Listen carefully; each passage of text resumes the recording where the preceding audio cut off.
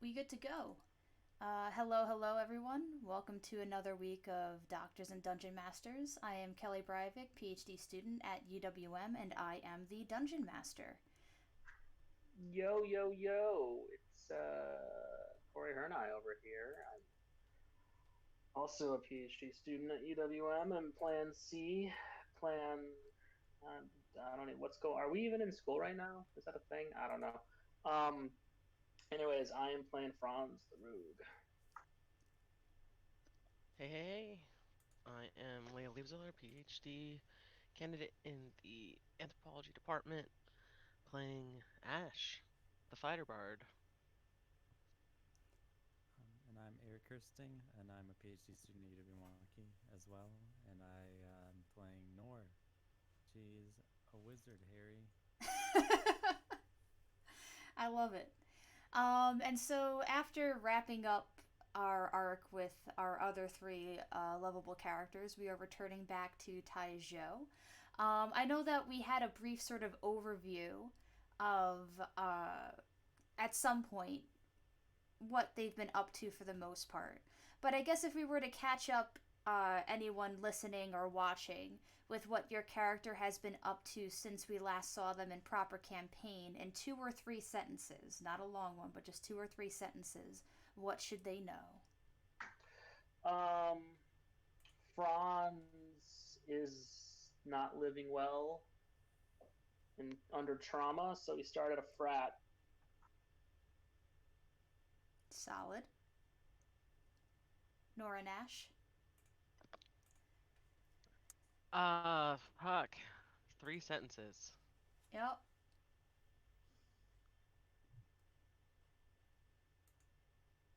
Because that was already two, I'm just going to say Ash is like healthy now.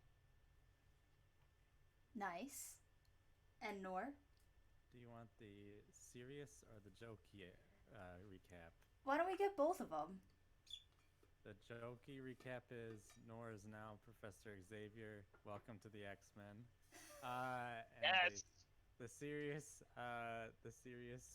one that would be maybe something more along the lines of um, Nor finally got to spend more time with her best friend, and together they started an orphanage.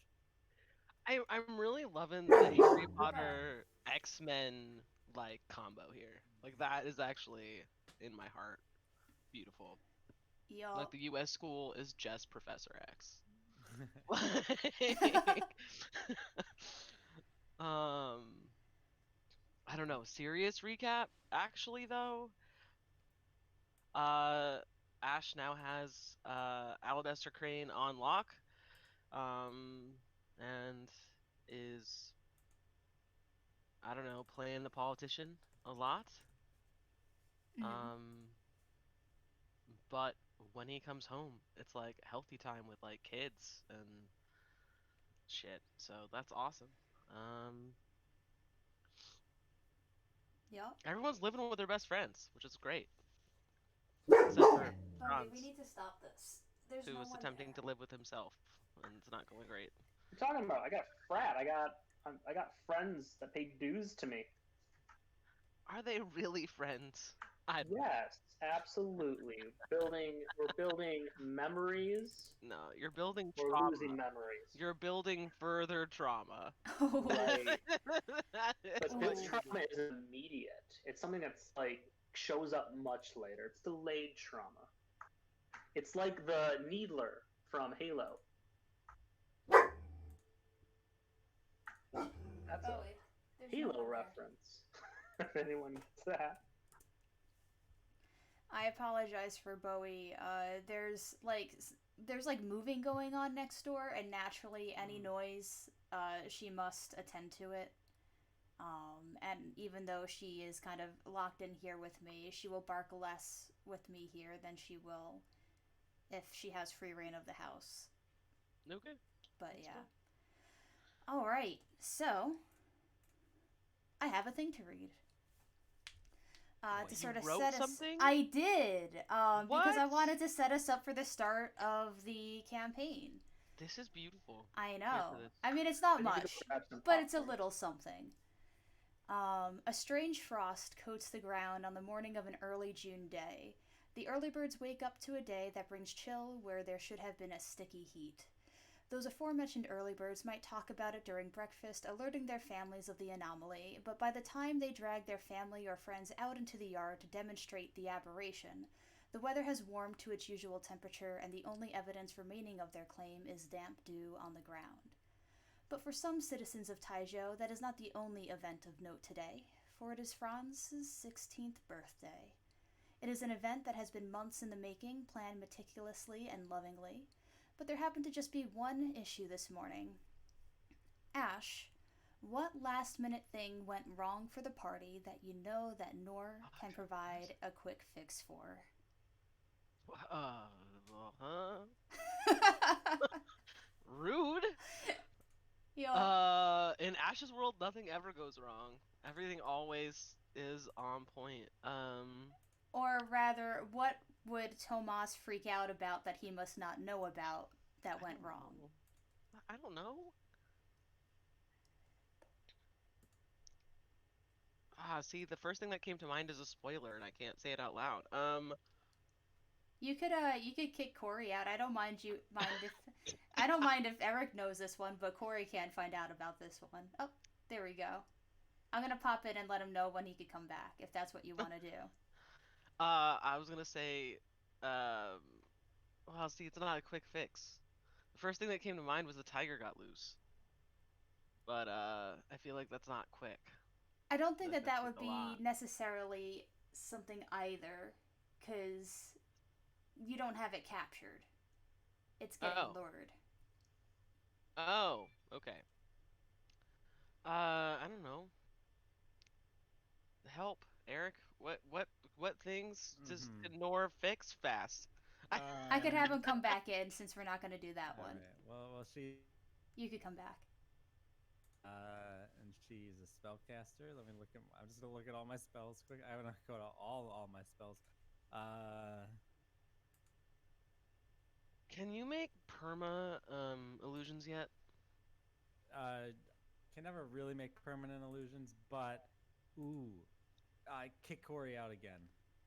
Oh, wait, no, never mind. Never mind. But Never mind. I'm not level 7. I was thinking I could cast Mirage Arcane and create like this amazing thing, but that doesn't exist. darn. No, Can you can do magic like mouth you can solve do your an illusion. problem? You can do illusion like the tiger, like the other like the thing that we did before, Yeah. right? Yep. Okay. Sixth level spell Um slap. No big deal. I would say all of the like the big banner that was supposed to be delivered today didn't get delivered. Uh and so we need a big banner. Okay. Which can be, I don't know if that's is that too quick of a thing, Kelly? No, it's just Okay. to try and get the two of you talking to one another the morning of. So like Okay, I got you you. go over, you go to the Yeah. school, and how do you ask Nor for help? Well, maybe Nora's teaching a class right now. That is true. Yeah, so if Nora's teaching a class right now, what do the classrooms look like in Nora's school? They're like living rooms. We don't have classrooms. We're living in like a mansion, right? So it's just like all the students are just kind of like hanging out, small classes of like 5, 10, and it's like they're sitting around, and then like there's like a conversation going on, but maybe Nora kind of standing in the front of the room and having like a discussion. And in this case, what she's doing is she's teaching the mending cantrip, or at least starting to. So you see her; she's got a lodestone in each hand, and there's a chair, and she keeps having this one. We'll say like really beefy, big. Trying to think, what's a monstrous tough race? Oh, Minotaur. elephant.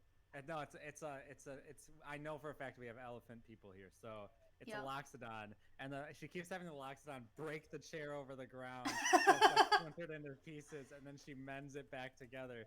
And you see, they have a second chair that's like the training chair that keeps getting broken, and then like getting mended poorly, and but she's right now she's like teaching this class, and you hear her voice kind of maybe echo through the halls. No, no, that's not quite right. Okay, so the Loxodon kid that I have is in the 14 to 16 age group, so. And All actually, right, so most of the ones in that age group are monstrous classes. well, they're the ones who'd be learning magic anyways, right? You're Yup. not teaching it to necessarily 7-year-olds or something. They're learning math. Yeah, cool. Um, he's just gonna kind of like saunter in. He's wearing probably like uh so you've seen him both in like fine alabaster clothes and fine ash clothes, and he's probably in like fine ash clothes, like prepared for the party later that evening, um, which is probably just like dark pants and a dark shirt. But yeah, he'll just come in and kind of like find an extra chair and just kind of quietly sit down at the back with a half smile on his face, cross his legs and watch this show for a little while until Nora sees him or until the class is over. He won't interrupt. Nora catches you as you kind of come in and sit down, and she almost goes to greet you, and then she looks over and she sees like that the lockdown is about to break, like a chair that they're not supposed to get. It's like she gives you like the 1 second. She's like, no, no, no, no, Oh, and oh, then oh, she gets I'm sidetracked for sorry. a little bit. It's kind of organized chaos Yeah, throughout the room, but eventually things kind of calm down, and there's enough broken things and enough people trying to mend them that there's a lull, and she'll approach you and oh, yeah. How's it going? It's good to see you. it's good to see you too. It seems like you have everything under control. You could say that. uh, it's good to see you. Big day. Big day. Yeah. So funny thing, um, the people I hired to make and bring the banner over decided that they were gonna have bad customer service. So I was wondering if you could make me a new banner with that fancy magic you have. Well, that depends. Well, I could make it with not magic, I suppose. Or I could just make it with magic. um, which do you prefer? I could. I got. Either one I've is got a. fine with I've. me. I don't mean to brag, but I've got a big labor force here. Yeah, we could do that too. It just has to be ready by the time. Is this a surprise party? Does Franz know about it? Like what? What? I think Franz would know about it. I think that it's been maybe played down a little bit. Maybe there's some surprises within it, but Franz Right. would know Yeah. that there's a gathering of friends and fam tonight. Okay. Cool. I mean, yeah. Like if we could make a big banner from with your children. Quick question, DM. Mm-hmm. Would a banner count as terrain? In this instance, No. sure. I'm just wondering if hallucinatory terrain can make it. Actually, I'm reading it, and it says manufactured structures aren't changed, so never mind. Okay. It can't, So okay, so what I'll do is I'll get to work with the students trying to make the banner, make a really nice banner. But if it doesn't work, I've got a backup plan. Sounds good. So, would you get mostly the older ones? So, just to give you a sort of breakdown, you've got three in the 17, 18-year olds, you've got five and 14 to 16, you've got seven and 10 to 13, and then you've got like 10 under 10.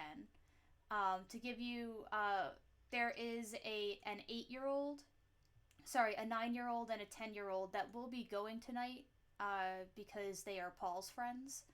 Okay. So maybe they will give like it's a Fulcrum, the Warforged, and Bishop, who is a Triton.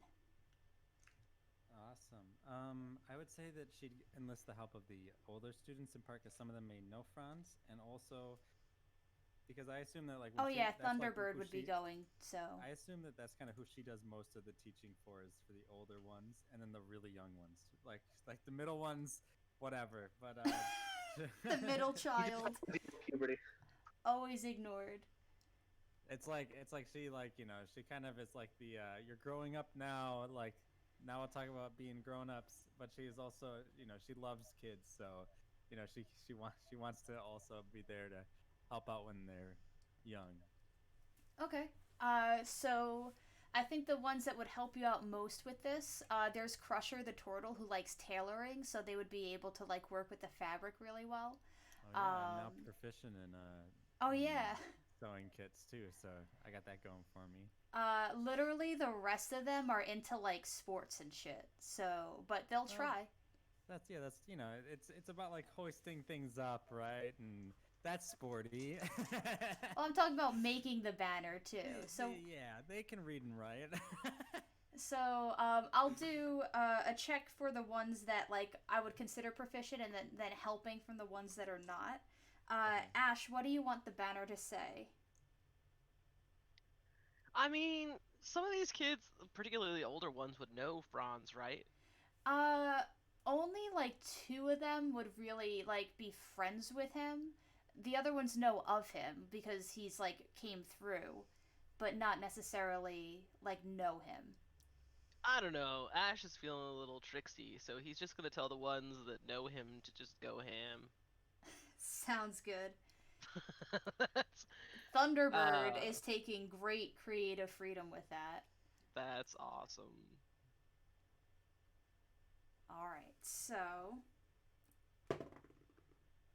oof. Okay. So I think Thunderbird, in his creative freedom, goes a little bit too ham, and in Uh, trying to like do an image of Franz like flying onto a stage because he still feels bad mhm. about not being there for the last performance. Okay. But all of the things that kind of get messed up, the other ones are able to sort of cover with like little swirls and designs. So not necessarily like they're not very artistic in the sense that they can draw people and things, but they're artistic in the sense that they could do like these nice little designs. So they do a sort of like tattoo cover up with Yeah. Thunderbird's mess. And then at kind of at the bottom of the banner, Happy Birthday, Franz. Okay. I mean, Ash probably would have said like if there's something that they want the base drawn for, that he could actually do that. Um, and then they could like make it pretty. But either way is fine. Mm-hmm. I like to think that he's a little bit too busy to do it himself or to help, so he just kind of goes over, outsources, and has to go attend to other things. Oh, If that okay. makes sense. That's fine too. All right. So, party, what do you do throughout the day, knowing that the party will start at around 5 o'clock at Ash's house? Just a kind of brief recap. This party's starting at 5 o'clock? What kind of It's adult party is this? it's like you. Well, here's the thing. There's people coming from out of town. It's Okay. not like party party. Is it like, It's are we like doing like a dinner party and then a party party? pretty much. It's like Okay. appetizers, then dinner, then party party. So it's kind Oh of like gosh, okay. it's a long event. Okay. That's fine. I'm preparing my spell list. Yeah. Doing this shit every day is it's something else, man. I guess we'll start with Franz since he hasn't had a chance to talk yet. How much does Franz know? He knows that they're like I think that it would have been really impressed upon you to show up. It would have been impressed upon you that there's a lot of planning that went into this. So please don't blow it off. Um, you know that there's probably people coming from out of town, but you didn't get a guest list of whom. Um, Tomas would have asked you to not get drunk until the quote unquote after party because there's a surprise that he wants you to kind of like be all there for. Um, I think that's about the extent of what you would know. You would know that there's going to be a lot of food You know that there's going to be a band So much playing. shrimp. Yep, so much So shrimp. much shrimp. Jesus. Okay, I'm gonna roll. I wish there was like a D24 that doesn't really exist. You just roll a Oh, d20 and a d4. Yeah, you're right. or I'm trying to figure 2D4. out when Franz wakes up. Yep, Well, there you go. Franz wakes up at 1:30 in the afternoon. fair enough. I mean, it He is your is birthday. he is in the shower with his sunglasses on, God, with a shower beer, amazing. and Sour it's beers. just a lot of ugh, sounds. I don't know if there's like a room right next to the shower or anything, or who would live in that room, but they're probably hearing a lot of ugh. Oh no, no, no. No, Every single bathroom in this entire house is soundproofed. I think every room has to be. Probably for the best. Not Yeah, every single room, but I mean, like there is the soundproof room. yeah. Most of the other rooms are like well padded. We'll say that. But all the bathrooms, because I just imagine Answith is like, I don't know. She was like anal retentive enough to be like, nah, none of that. All the bathrooms are soundproof. And I think that after a couple of groans, like, because even though the sound itself, the room itself is pretty soundproof, like you can still hear through the door. And there's, Sure. there's footsteps, and then there's a pause, and then footsteps walk back, and there's a knock on the door. Mm-hmm. You having trouble pooping in there? Oh my god. Long, long night. All right, there's the pills on the table if you need any, and just walking away. Franz like peeks through the curtain to look at the pills and like really debates it. He's just like, And I like the flavor because like they don't have like pills at this point, but it's like herbs that are just kind of packed into pill shapes. Easily swallowable. Yeah. I think Franz has like heard, like many frat kids, about like you shouldn't mix like ibuprofen with alcohol. Uh huh. And so Well, he's this like is more of a he's like for some laxative. reason concerned about his liver despite drinking copious amounts. Mm-hmm. And so I think he's just like debating whether or not it's like worth it to drink while also taking medication. Oh my god. And so he's just like, no, no, I'm gonna just hair the dog, hair the dog, hair the dog, woof. Sounds good. And then the person that said that is Boone. She's a new recruit to the Five Fingers, and she's kind of like a gymnast sort, and just like very open about stuff. Like, not so much in like a cringy way, but just like, yeah, like if you're having trouble pooping, you got to take this pill. Like you'll feel better. Oh, you're puking here. Let's pull your hair back, and that sort of kind of openness.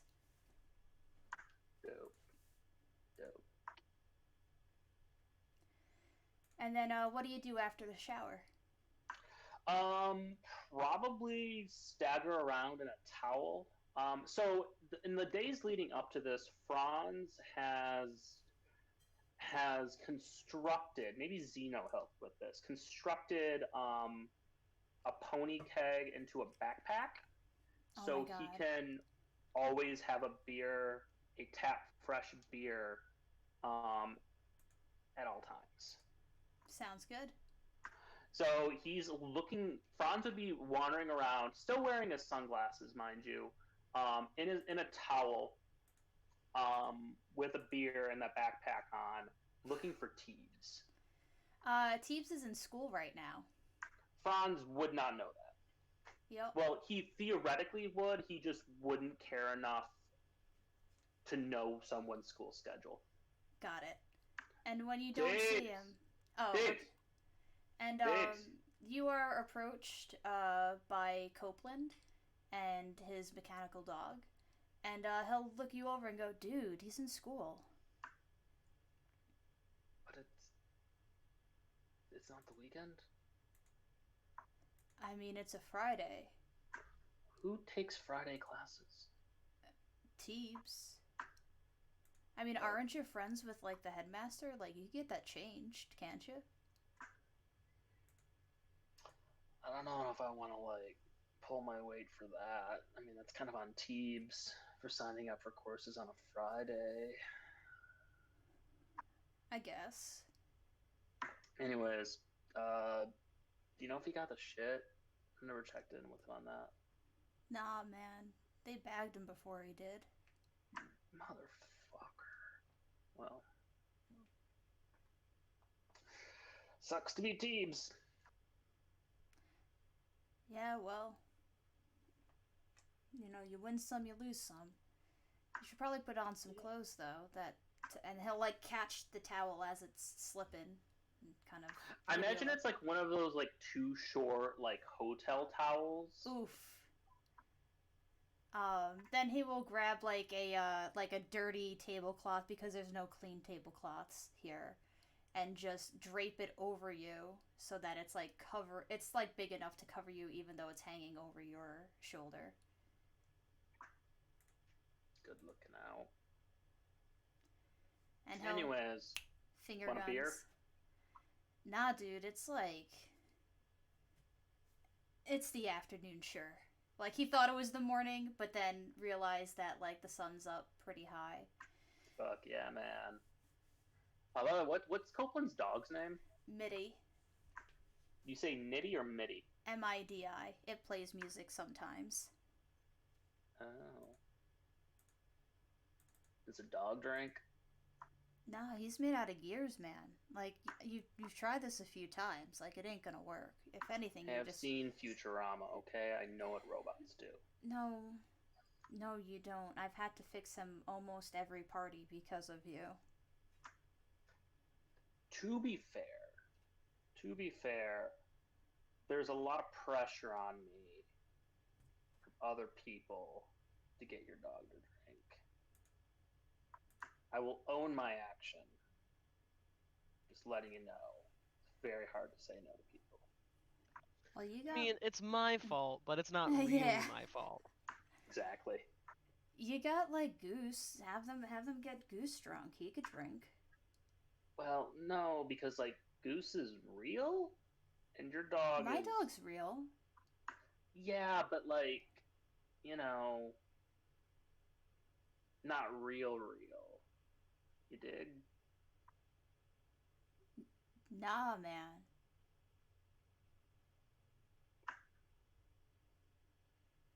It's like metal and shit versus like fleshy meat stuff. Whereas it's a poison for Goose. For your dog, it's like A what, an poison. inconvenience. Because he will break down if Can like. metal be poisoned? Whoa. Fun fact: they're actually immune to poison. Like functionally, they are immune to poison. That's really funny. The dog.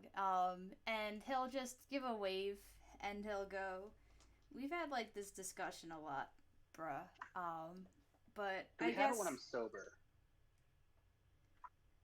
I don't know. Well, I'm just gonna go because I dead ass forgot until just now that like I didn't get anything for you, so I'm just gonna go grab some beers downtown and bring it back. Ooh, yeah. And then he'll give a wave and head out. See ya, bruh. What about Nor and Ash? What would y'all be doing? I imagine that Ash is just doing whatever Tomas is freaking out about at the moment. Like, everything's actually put together and ready to go because that's how Ash rolls, right? Like, everything was good to go last night, except for this fucking banner, which Yep. he is semi-mad about. So I think, given that, so the party itself is kind of like put tucked away in a corner, far away from like the bigger parts of the house, the more lived parts of the house, and yes, everything is all set, but Tomas is like now doing like, oh, these chairs are not equidistant from one another, so I must arrange those right now. Oh no, there's a speck of dust I haven't swept in the past hour. I need to sweep now. And then at some point he stares at the wall and is just staring at it for a long time, like the manic housekeeping comes to a grinding halt. And then he'll turn to you and go, uh, um, uh, isn't there supposed to be a banner there? It's on its way. What time is it coming? Nora's in charge of it. It'll be here on time. Oh, Nor's picking it up. Yep. Get a slight change of plan, What change of plan? and now we're getting a very lovely banner produced by some of Franz's best friends. So it'll be great. Roll me a persuasion check. Okay, hold on. I need to grab. Oh, dice are all the way over here. Stop. Don't fall. Oh my god. Okay. Sorry. Oh, well. Hold on. Oh, yeah, I have. Okay, cool. Well, just rolled two twos in a roll, in Oof. a row, so that's cool. That's. Oh, but anything under 9 equals a 10 for persuasion, so it doesn't really matter. Bards I get think that too? yeah, that's Holy hot. shit. Yeah, I'm like I was like double checking I didn't have the wrong character sheet, but yes, which means it's still a 19 even with that too. Yeah, it's not your best persuasion job. No, Like, it definitely is it. is a little clumsy. Yup. And for a moment, Tomas looks like he like is going to get like another breakdown of like, but we can't, like, we have to make sure that it's right. We have to make sure that the thread that we have matches the new colors. But he eventually is convinced enough that in your ability to have it handled that he goes off to worry about something different. Um, Cool. I imagine Gregory goes and puts the chairs back to where they were, which is like where they were supposed to be with like aisles. yup. And like so And I instead think of being a couple of times though, Tomas notices and puts it back, so it's kind of funny watching the cycle.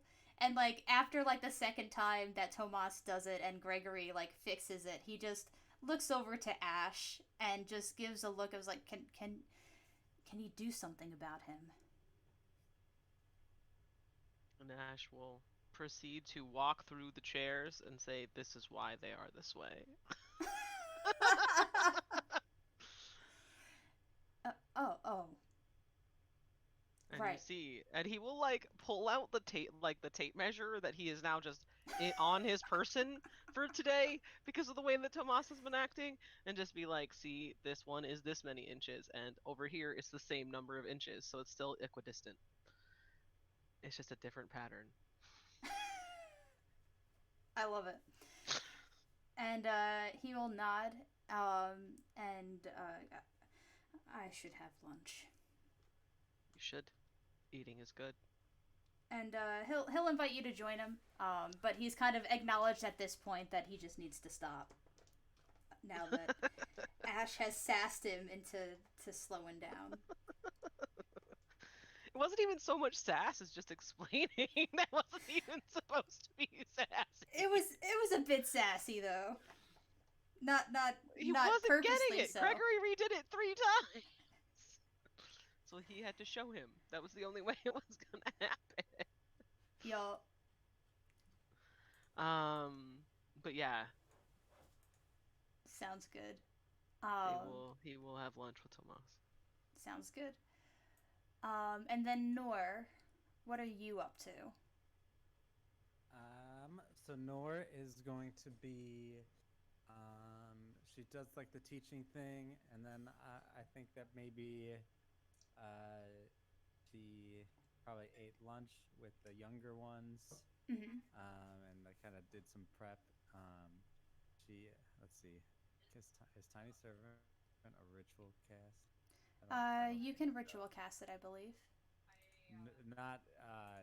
Not unseen servant, tiny Oh, servant.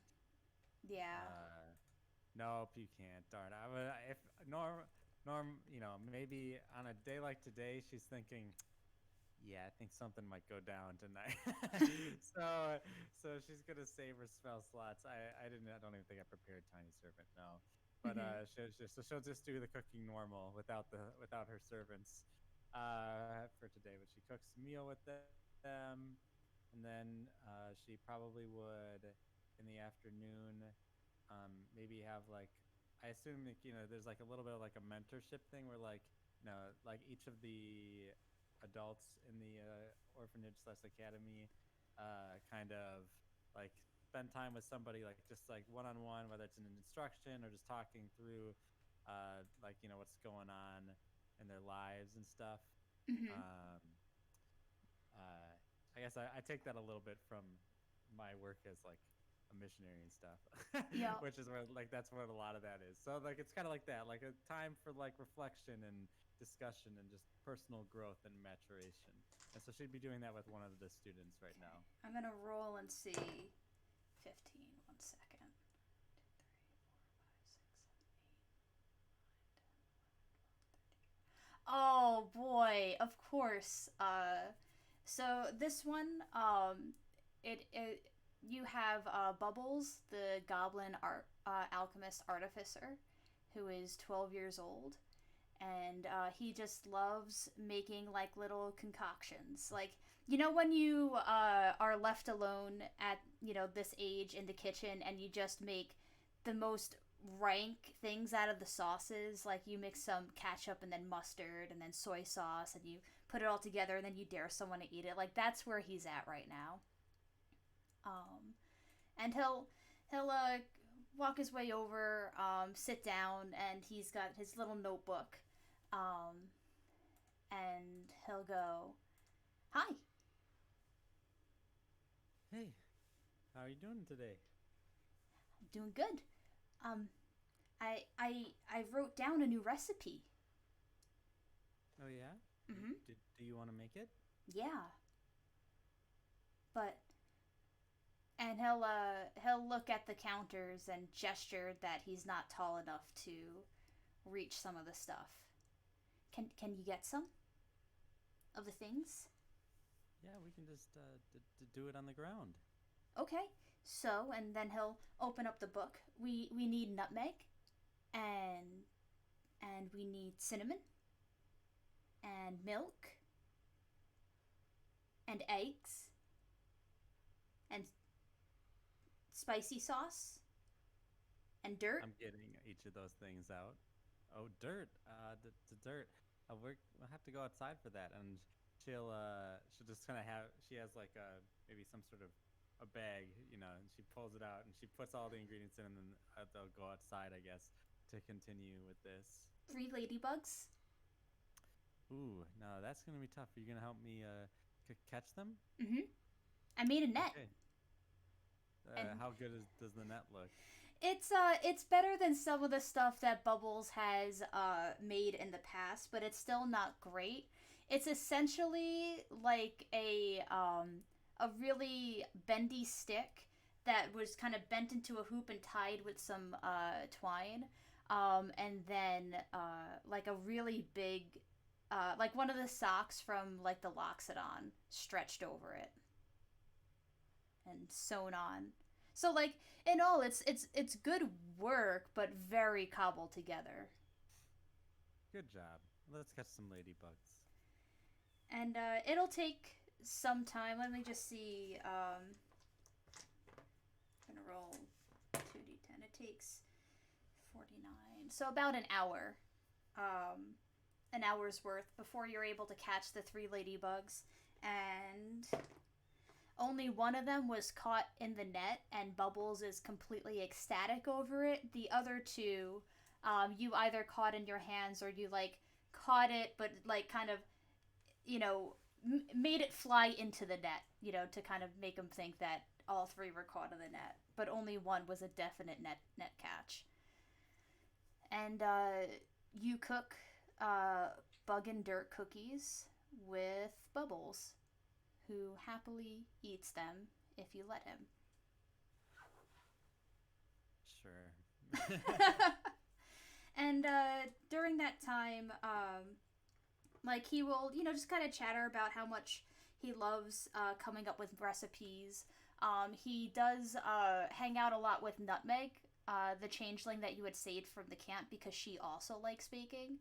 Um, and there's a couple of times where he'll start talking about something and then kind of go quiet. You could insight check it. Sure. Sure.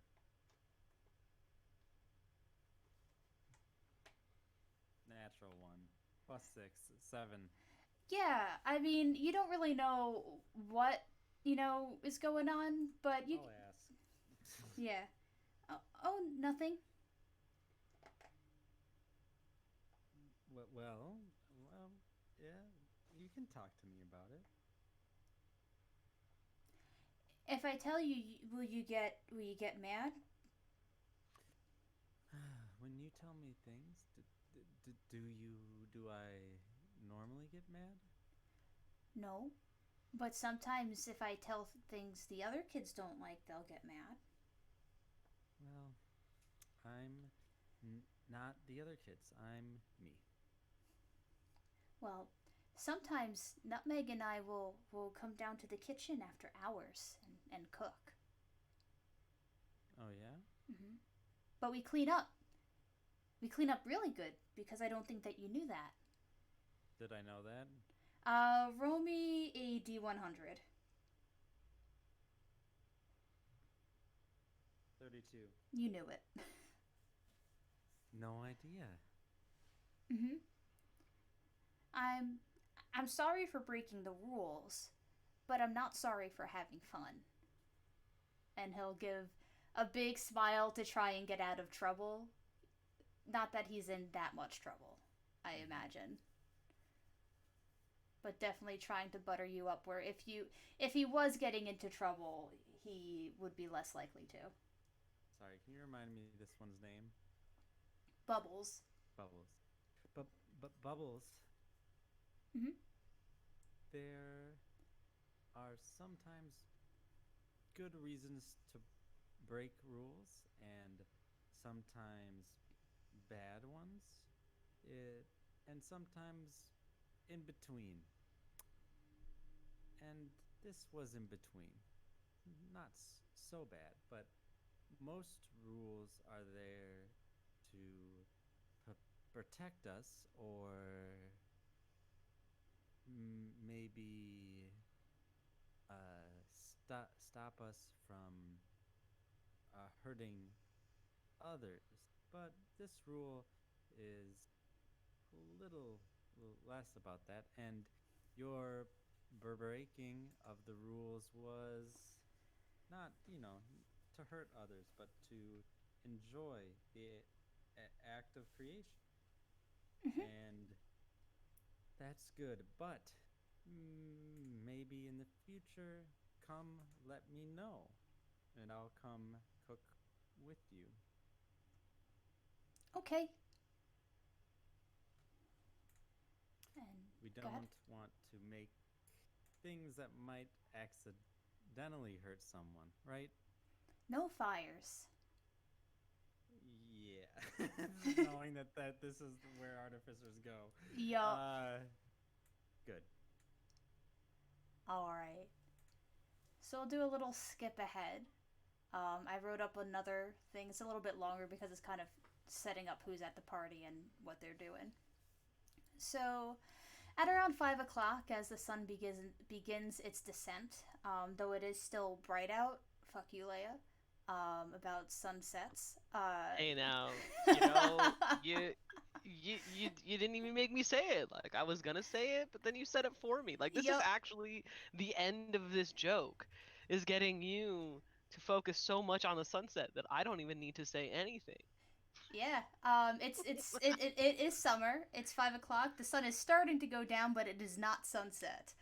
Um, Gregory mans his post at a side entrance to welcome in the guests for a casual late lunch. A rarely used section of the north wing of the house has been remodeled for this very occasion, clearing out a large space to host all of the friends and family who will come to celebrate. A buffet style display of food lines one of the walls. There's a stage for the new frat house band, My Chimera Romance, to play later in the evening.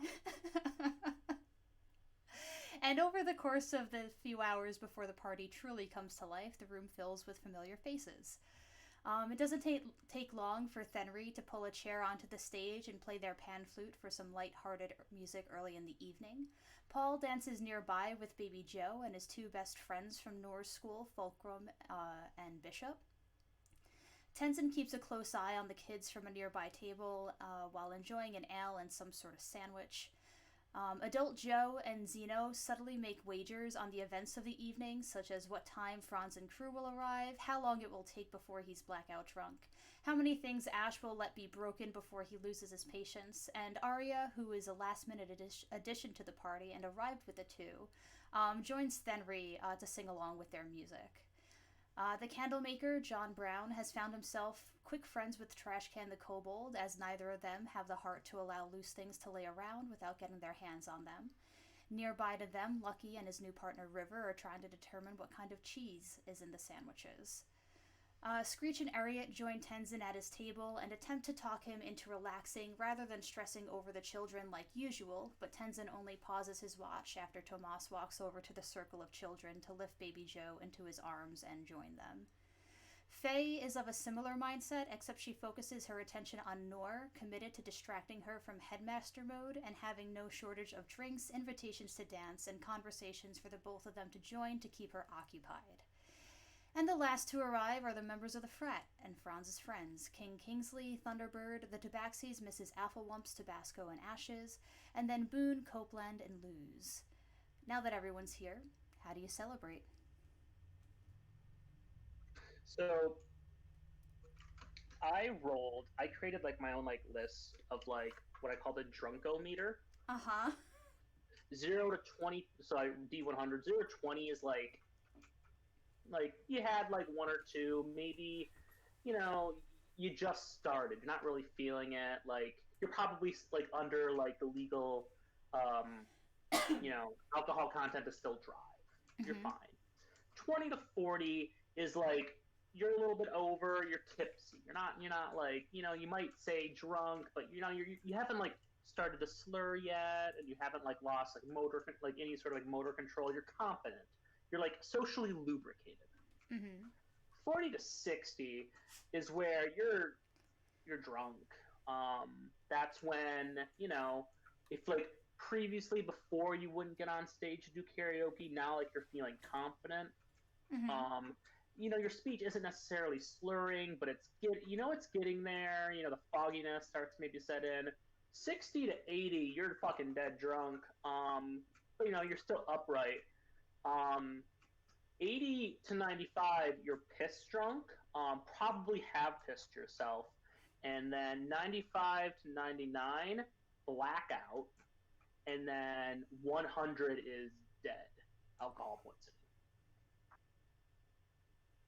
I rolled a 39. Okay. I'm Sounds good. socially lubricated. Sounds good.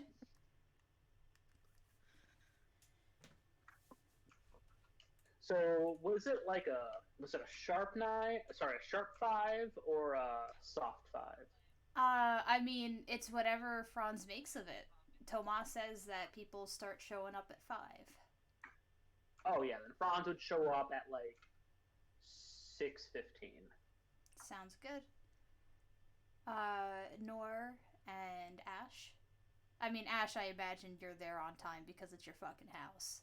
But, I mean, Ash was there early, making sure that the caterer had everything that they needed to get. Because like all the day should be pretty chill, but like the hour and a half before 5 o'clock is gonna be like the busiest time. mm-hmm.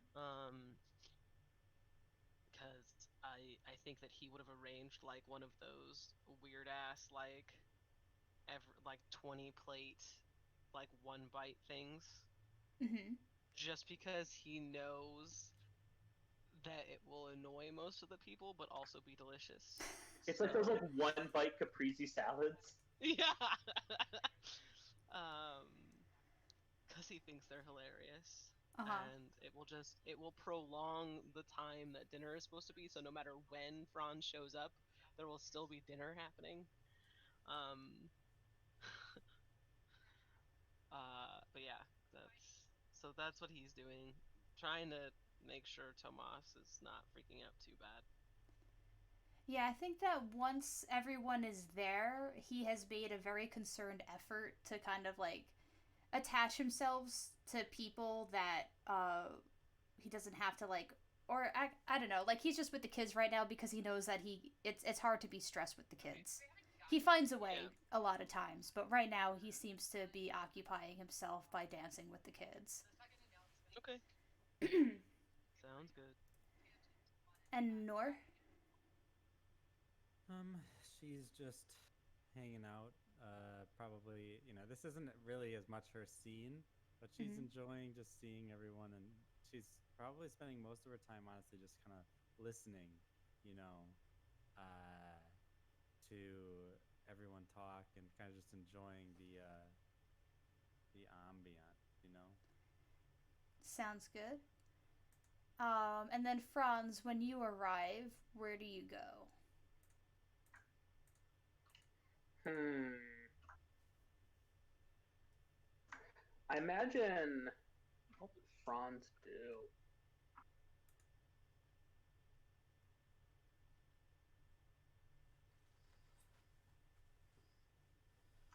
I think Franz would immediately just like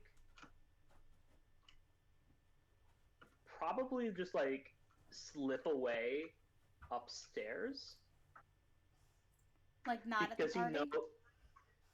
because he knows like the moment like Tomas sees him, he's not gonna get a moment alone. Sounds good. So he's just kind of like decompressing before. Uh, yeah. It's like one of those things that like at a big party, there's always like a group of people like hanging out in the coat room for Mm-hmm. whatever fucking reason. That's what I imagine Franz is doing. Sounds good. You There's would always people hanging out in the coat room. you would be alone in this moment. Um, People will show. They always do. Franz in the hmm. coat room, wherever the coat room is for Franz, he finds chairs and like a small set of beers, and it's like somebody you don't know who definitely knew this was already gonna happen, and also like if dinner has started by 6:30, plates of food start showing up there Yeah, too. I love it. Those crackers with like cream cheese and salmon are in the room right now. Yeah, like yeah, exactly. Sounds good. Dope. So as dinner kind of progresses, I imagine Ash and Nor are sitting at a table together, Sure, why or no? not? I mean, yeah, sure. Cool. So it's kind of mid dinner. Everyone has like when you start eating dinner at a party, like you don't want to talk to anyone, you just want to stop being hungry. And then now you're at the part where you're getting like seconds, so like you're still hungry, but now you can talk with one another. Mm. It's sort of that part of the evening. Have you struck up conversation with one another at this point? Are you still in the eating phase? Probably just eating. Nora gets a little probably intimidated by big crowds. So she's probably just quiet and listening. She's not too much of like a flamboyant party personality. She's more Yeah. low key. Mm-hmm. Faye would be sitting with you, and Faye, I want to think that this is like her first proper party since she's been like captured, and recovered. So she is kind of like glowing in a way because like she's the more outgoing of the two of you. And she's not dressed like flashy, but she's definitely like done up her hair. She's wearing like a necklace where she usually doesn't. Sorry, Leigh, I can hear Crystalia in the background. Oh, Um, what was I gonna say? So like she's just really nice, kind of in this sort of like way that like shows that she is approachable, not a wallflower, but not like looking to be the center of attention. And she'll look to you and just every now and again give you a little nudge when she notices that you're looking a little too like pensive or that you're kind of watching too much, and just kind of get you back into sort of the moment. And then she'll look over to Ash and she'll go, you know, this is really nice. yeah. You did a Turned really out good well. job with this. Thank And you. the musician, and she'll point to Thenry because it's like the My Chimera romance is for the evening. And you notice that Arya is not singing with them anymore, but Thenry's still playing. That's the and she'll close her eyes. The person from Knock, correct? You're gonna have to remind Leia about all of that. Yeah. I don't remember. So Fenry is one of the people that you met from Knock, which is what Screech founded to spread knowledge of magic. Fenry was one of the original members of that. Nor did participate in that, but not when she was in her like control of her body. So she recognizes him, but did not interact with him as herself. Um, yeah. So Ash. Yeah. Yep. And here's a question, Nor. Have you told Faye that Ash is a bard? I mean, from my no. Okay. So then she'll go, did you hire him? I would love to have some music classes for the kids. Wouldn't that be great, Nor? We've been talking about it. I guess I know I've been thinking about it. I do that a lot, thinking and not talking to you. Oh, I, if Ash, or wait, not Ash, right? But the person up on the thing. Yeah. Cuz she doesn't know to ask Ash about it because she doesn't know that Ash. Yeah.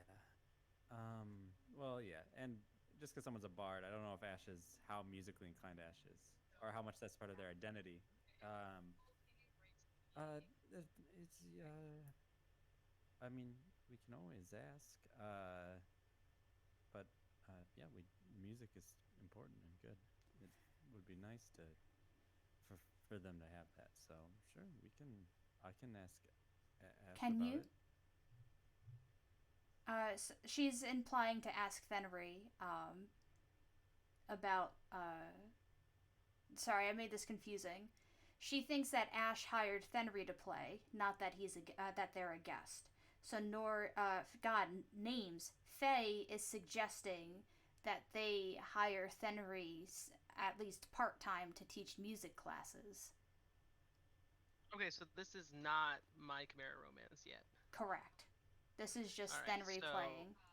cool. Yeah. So Ash will say, well, my Chimera romance will be starting later. Fenry is just nice enough to step up and play for a little while before they get here. But you could ask him. I'm sure he would be interested. I'm not sure if he has study work right now or not. Oh, well, Nora, I think it would be good for you to ask him because I don't know the sort of things that were said to them in my, with my likeness the last time. I don't know what sort of perception they have of me. Well, it is nice to be me because no one remembers me. I look a lot different than before. You And don't have that luxury. Faye will nod and give you a pat on the shoulder, and then actually no, she'll do a brief hug, one armed, and then pat your shoulder, and then go back to eating. Um, Ash, at one point while you maybe get up for seconds or you go do like a sweep around the room, where you're not necessarily with others, you do have Arya kind of awkwardly approach you. and she'll Which one is Arya again? Arya is the super tall half elf 16-year-old that you freed from the prison in our session 0. Um, Oh, okay. and Is that Go is ahead. that the bard one? Yes. hmm Okay. She All right. and she was singing, and you would notice. I mean, she's not as good as you, but she is very talented, especially for her age. Um, and she'll awkwardly approach you and, standing kind of, a friendly distance, give a wave. Hi. Um, can I Yeah. can I talk to you? Sure. Um, What's up? so Franz told me that, and just so you know, you haven't seen her since that night. Franz. Are you okay? Oh, Sorry. Cat fell. oh. Is she okay? Yeah, well, she just kind of tripped over my keyboard. She didn't like fall. It looked like she might have like hurt her, like stubbed her toe. Got it. Um, so Franz told me that you covered for me that night. Yeah. Just yes. It was fun. Cool. You were really able to just jump in like that at a place like that with the crowd like that. Well, I've had quite a lot of practice. Quite a lot of training. So yes. Um, Singing. a variety of things, but yes, singing. Um, do you teach?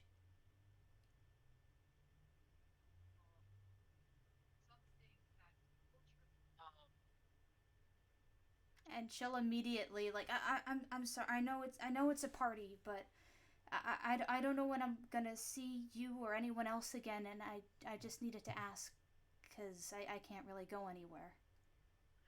I could teach, maybe. Um, hasn't really been on the docket of things to try, but I And could try. how much? I'm gonna have Oh, to wait a little bit to save up, but so Ash, hold on, hold on. Ash needs to roll a composure check real fast. Really, anytime money comes up is just like the cutest thing in the world to him, and so he just like, uh, okay, cool, yeah, he's fine. He kind of gets this half smile on his face, um, and he says, "Oh no, if I ever did any teaching, it would be um for free. I wouldn't charge for such a thing." okay. Um, I'll make it up somehow. If not with gold. Um, do you know when you'd know for sure if you'd want to teach me?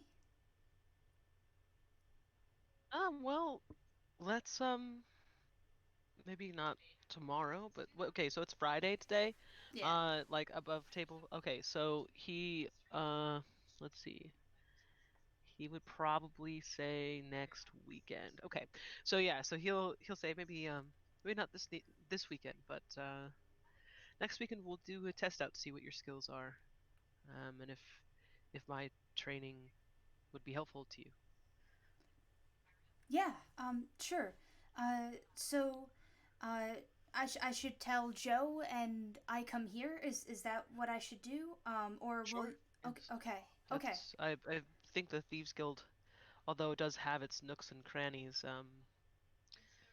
I imagine training with anything very loud would be either distracting to others or distracting for us. So there's plenty of room here, either way. Okay.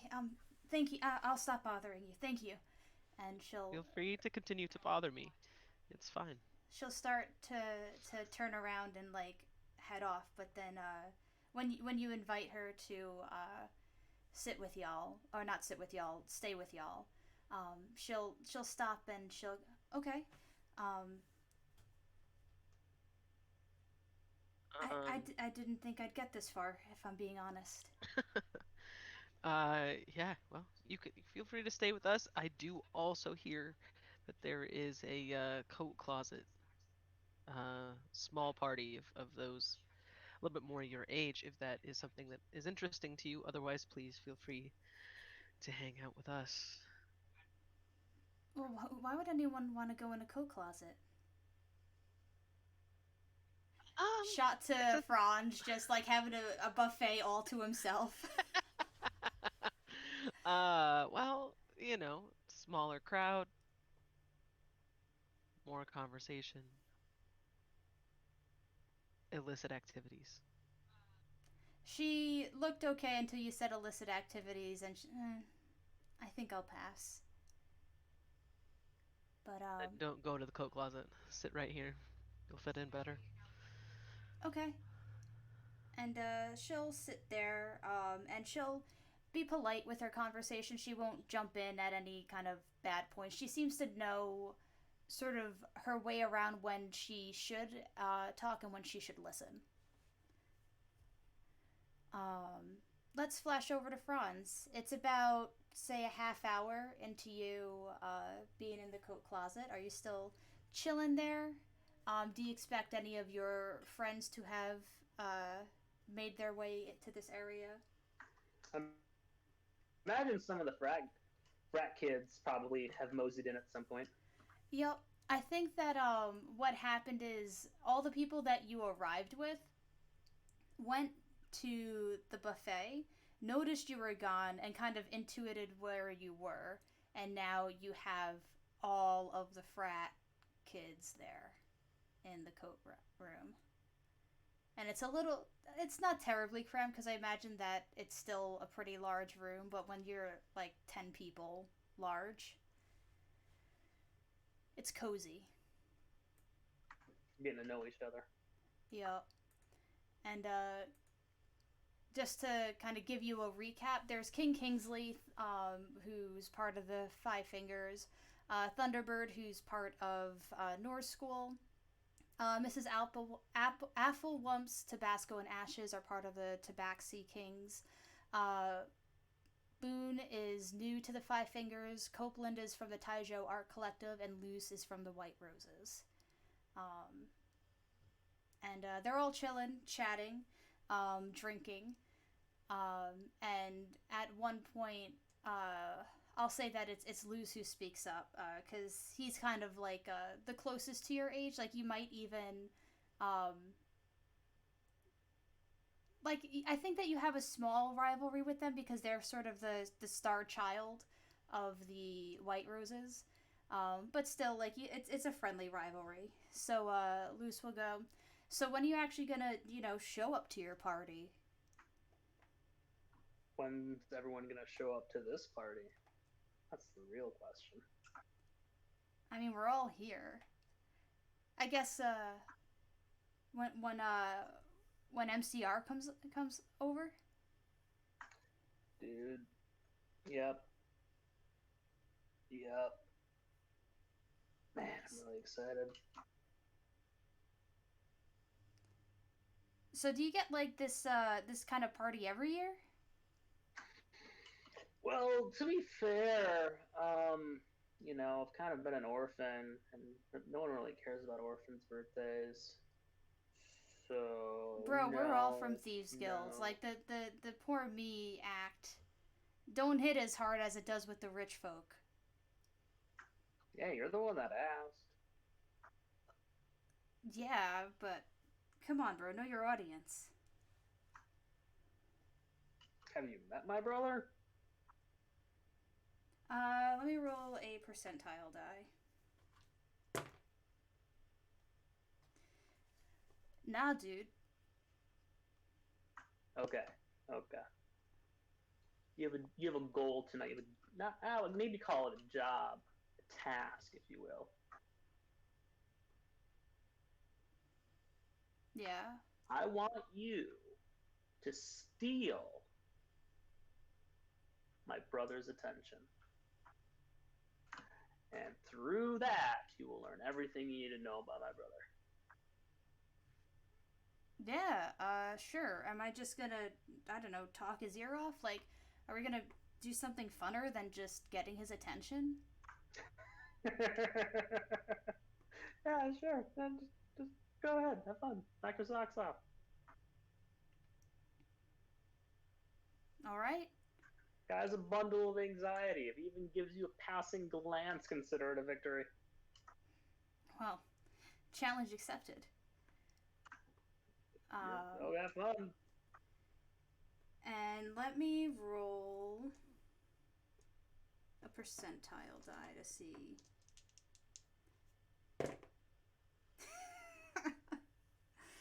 Luce comes back about 15 minutes later with Baby Joe, smirking. Well, this is going to keep him Kidnapping. distracted. Kidnapping. That's I gotta give it to you. Really good. Mm-hmm. So you're you're you're gonna watch Joe? I'll give them back eventually. Uh huh. Yeah. And Mhm. he'll kind Mhm. of like, bounce Joe on his hip, and the baby's just looking around at everyone in utter confusion, looking on the verge of crying, and then kind of settles on you because you're the only familiar face and will immediately start reaching out to you. Franz is waiting. Franz knows exactly what's going on. Normally, Franz would like reach out and like take the baby to calm Joe down. Except Franz really wants to see what happens when baby Joe explodes like little baby Incredible. So Franz is just sitting there, leaning back with a shit-eating grin on his face. And when you don't, Joe likes to be bounced a lot, so make sure to really, keep it up. um, Luce will start doing that, and Joe continues to kind of whine and like grumble unhappily. And eventually, before they get to crying, they just start kind of looking around for like another familiar face, and you just hear ass, ass. Is the baby speaking now? Yup, saying ass. Well, that's new. And I mean, does Ash hear this? uh, would you hear that in the coat room? Because maybe not yet, but Joe will start to cry and wail ass. They have not called Ash by his name before, but now this is the attempt. This is the attempt. Yep. Oh man. Okay. Whenever you tell me when I notice, and I will go to What's the coat your room to get him. passive perception? Passive perception is 17. Okay. So 1 second. I just need to roll. One moment. Oof.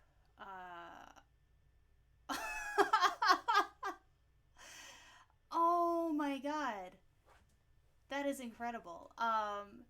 So Baby Joe starts to wail, and Luce is like really trying hard, like he is giving it his all. And as you expect, the wild magic starts to surge in the tantrum. And just as you're about to say something, Franz, time stops and you are frozen, as well as everyone in the room. Is And it like one of those time stops where like I'm cognizant of what's going on, or yes, like okay, yeah. So like it's like you're in super slow motion where your brain can kind of recognize that Joe is the only, like in this bubble of the coat room, Joe is the only one that is kind of in real time. Ash, you open the door and you just see everyone frozen in time with baby Joe crying. Okay, yeah, he's just gonna come in and just like with a shit-eating grin on his face, pat Franz on the head, and then pick up Joe and walk away. And let me just see how long it'll take. Yeah, I mean, if you wait like 2 minutes before going in, you can calm Joe down enough so that they're not wailing. And like when they just kind of immediately just like nudge their head into your shoulder, Um, Oh, that's super cute. yeah, But yeah, no, yeah, he'll take Joe out of the coat room and kind of like into another space where there are not people, so just in case, hmm, something else blows up, like just the only person there. yeah. And not in the middle of a party. But yeah, we'll calm Joe down and then take him. How old is he now? He's like They're a year. yeah, they just turned a year old like a week ago. Okay, so it's Joe that has the same birthday month as Franz. Yeah. Or Okay. technically not the same because Franz is like early June, so I imagine that like Joe's late May. Okay, But they're cool. like a week apart from each other. All right. Yeah. Oh man, we missed Joe's birthday. You Yup. know that there was a 1-year-old like cake thing where he like threw the cake into the wall and shit, like that 1-year-old birthday crap that Oh, no one likes, but absolutely. like Ash is totally here for now for some unknown reason. Yeah, that definitely happened. But yeah, cool. All right. Yeah, and then he'll bring Joe back out and sit down at the table. Sounds good. Um, When I imagine when good. time resumes in the room, Yeah. Franz is gonna look dead ass and go like, "Where's Joe? You're saying he didn't even watch the baby?" Give me a performance check. Oh fuck, this is gonna be bad. By bad, I mean really good, because reliable talent. That's gonna be. Oh, it's gonna be 17. Yeah, immediately the frat kids just start kind of panicking a little. Like, Luz is looking in his arms, like, where'd he go? They start, like, ducking under the tables, trying to find the baby. Have you ever been smoked before? Are you saying My that to the room? brother is. I'm saying it to Luce. No. Yeah, sucks. So you kidnapped from my brother, have now lost the baby. And I imagine he's gonna start freaking out soon if he hasn't already. You need to go find the baby. And, the color drains from his face a little, and he will just haul ass out of there in search of the baby. What when the party finally gets a moment, because at some point y'all gotta end up sitting together. So tell me how that happens and what do you talk about? Franz is gonna, just kind of like nonchalantly walk down, go like, "Hey, hey, Nor. Yes. Hey, I don't ask for much, but it's my birthday, and I was wondering if I could have like a locket of your hair." And her eyes kind of get a little big, and she's like, hmm. And why might that be? Kind of worried that you might like die given our history, so it's just something to remember you by. Do I believe that that's all it is? I Give me an insight check. 25. Uh, I mean, he's giving a pretty convincing kind of story that makes sense, but you also know Franz. So you can't really discern what his motivations are, but knowing him, there probably are other motivations. Why don't you tell me a bit more about why you want this beyond just memories? Well, to be fair, you kind of like change a lot, and I don't really get a sense of who you are, so this is kind of something permanent. Whereas you're an ever, changing entity. At least this will be giving me like a solid ground from which to remember you if you ever to happen to perish, or given that you're on a school now, we might need some of your DNA in the future to like I don't know, clone you. I This don't know. sounds a little creepy. Yeah, I know. There's really no good way of asking for someone's hair.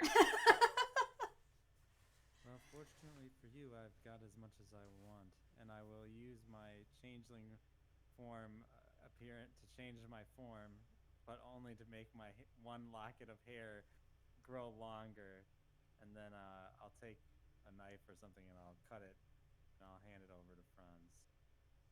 Please don't clone me. I really have no intention of doing so unless you happen to die. Even if I die. Oh, okay. Then I won't do that.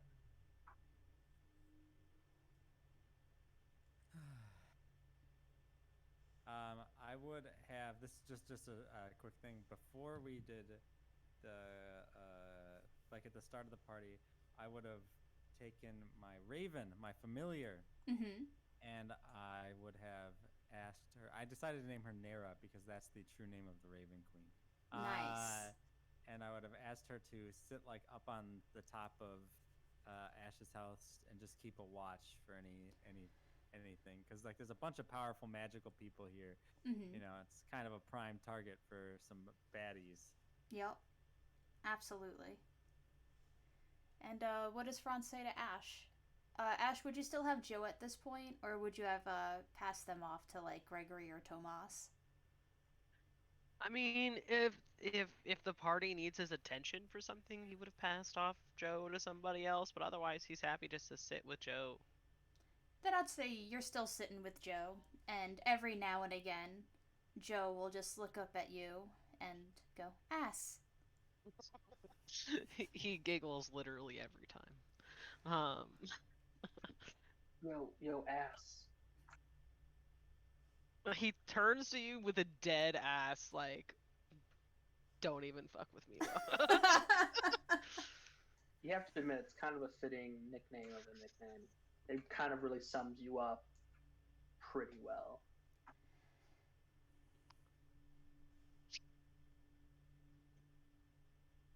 Yes, Franz.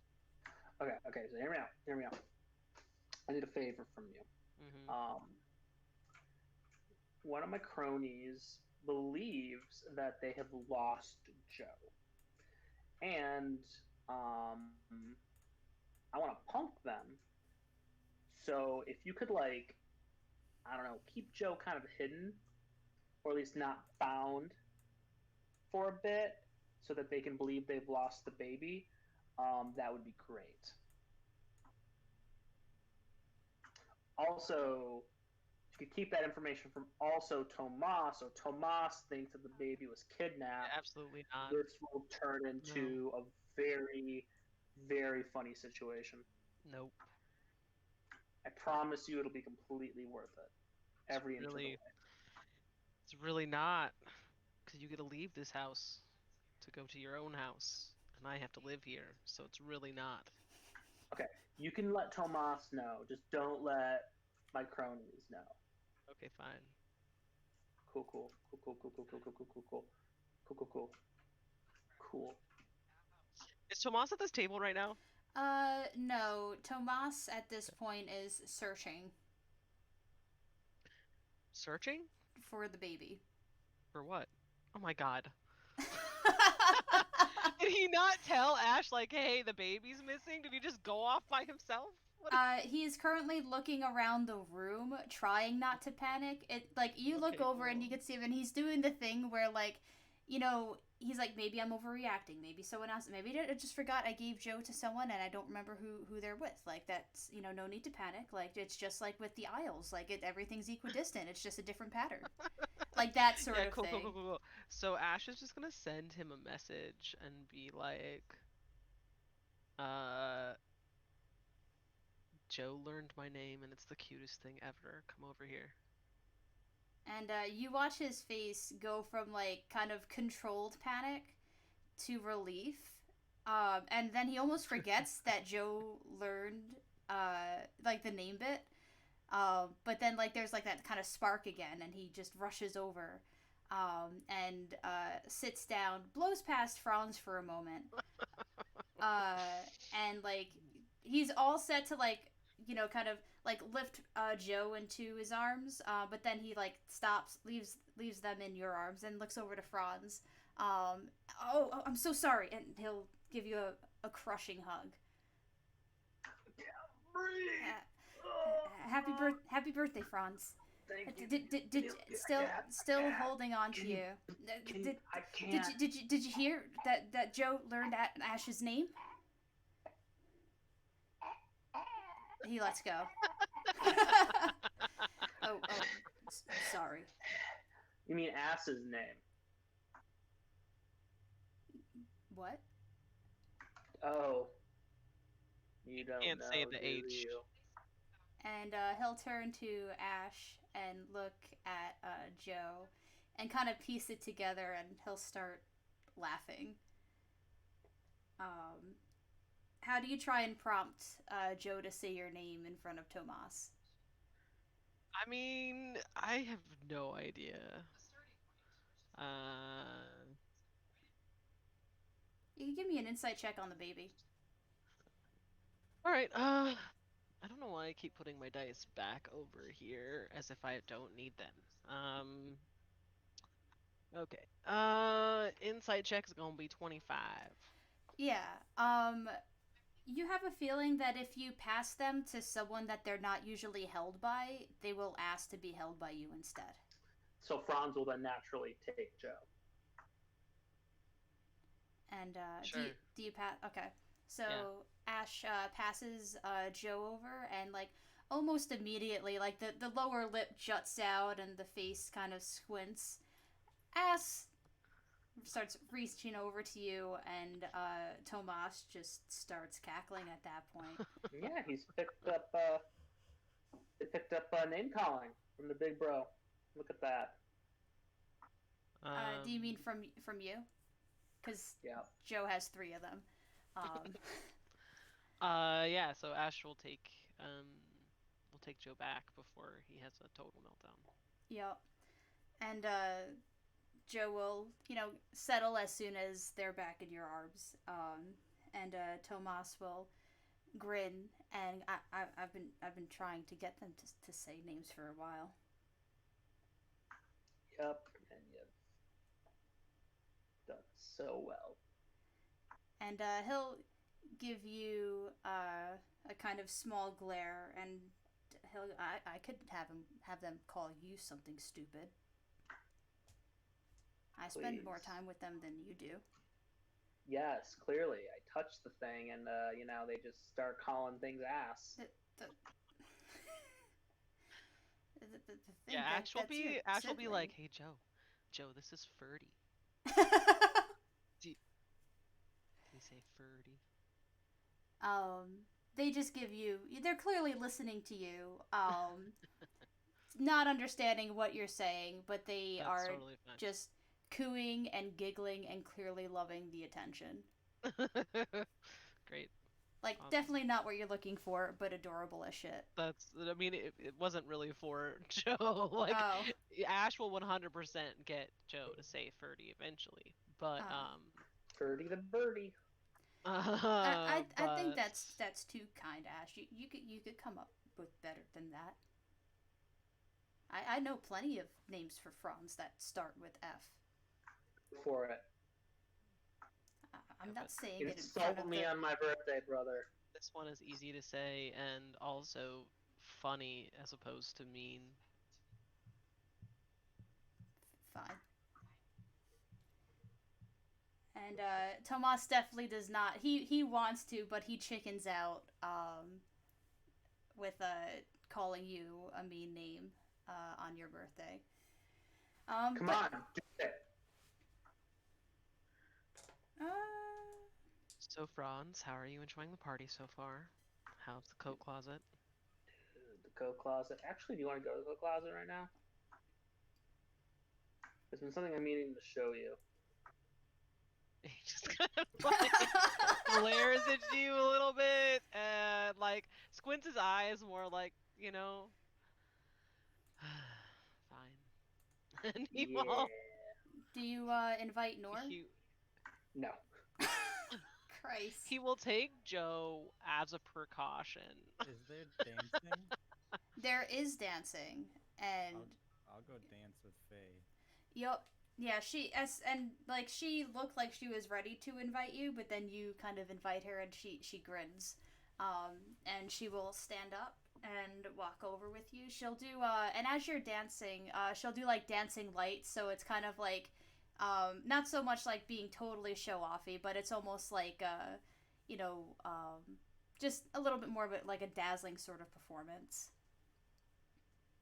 Nice. And she has a lot of fun with that.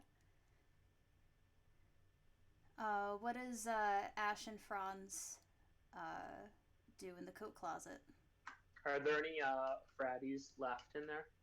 I would say that there's. Let me just see. There'd be two of them that remain. I'm gonna say it's going to be Tabasco, one of the Tabaxis, and I think Lucky. They drag Lucky in to help. Perfect. Tabby, good to see you. Lucky. Oh, Lucky. Oh, You're a lucky man to be here today. what are you planning, Franz? I don't know if you know. Tabby knows. Hey, Tabby, I got some fresh shit. Excited? And they're you know when the cat's pupils go real wide when they're about to like pounce on something? Yeah. You get that. Hell yeah. Cool, cool, cool, cool, cool. So, Ash, really excited? Really excited? Haven't told you this yet. Super excited. First, you need to trust me. Trust me? Sorry, I was muted and responding to you that entire time. Yeah, yeah, no, but sure. What's up? What are we doing? Cool. Okay, so, I need you to smoke something. What am I smoking? It's better if you don't know. It's really not. It's, to my knowledge, not addictive. Kind of smells a little bad, like really bad, but it's not doesn't burn that much. It's good. I promise. It's awesome. Lord, okay, hold on. And he will turn around, walk out, taking Joe back to Tomas.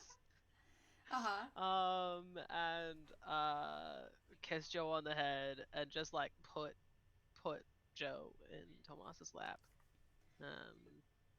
Oh, And then it's probably time to have them turned in anyway. what time is it right now anyway? I'd say it's getting close to like 8 at this point. So Yeah, Okay. sounds about Cool. right. Or yeah, sure, yeah. And then he will go back to the coat closet. Um, what what am I smoking? So I put the bowl up to your lips, and I have like the flame right above the shit.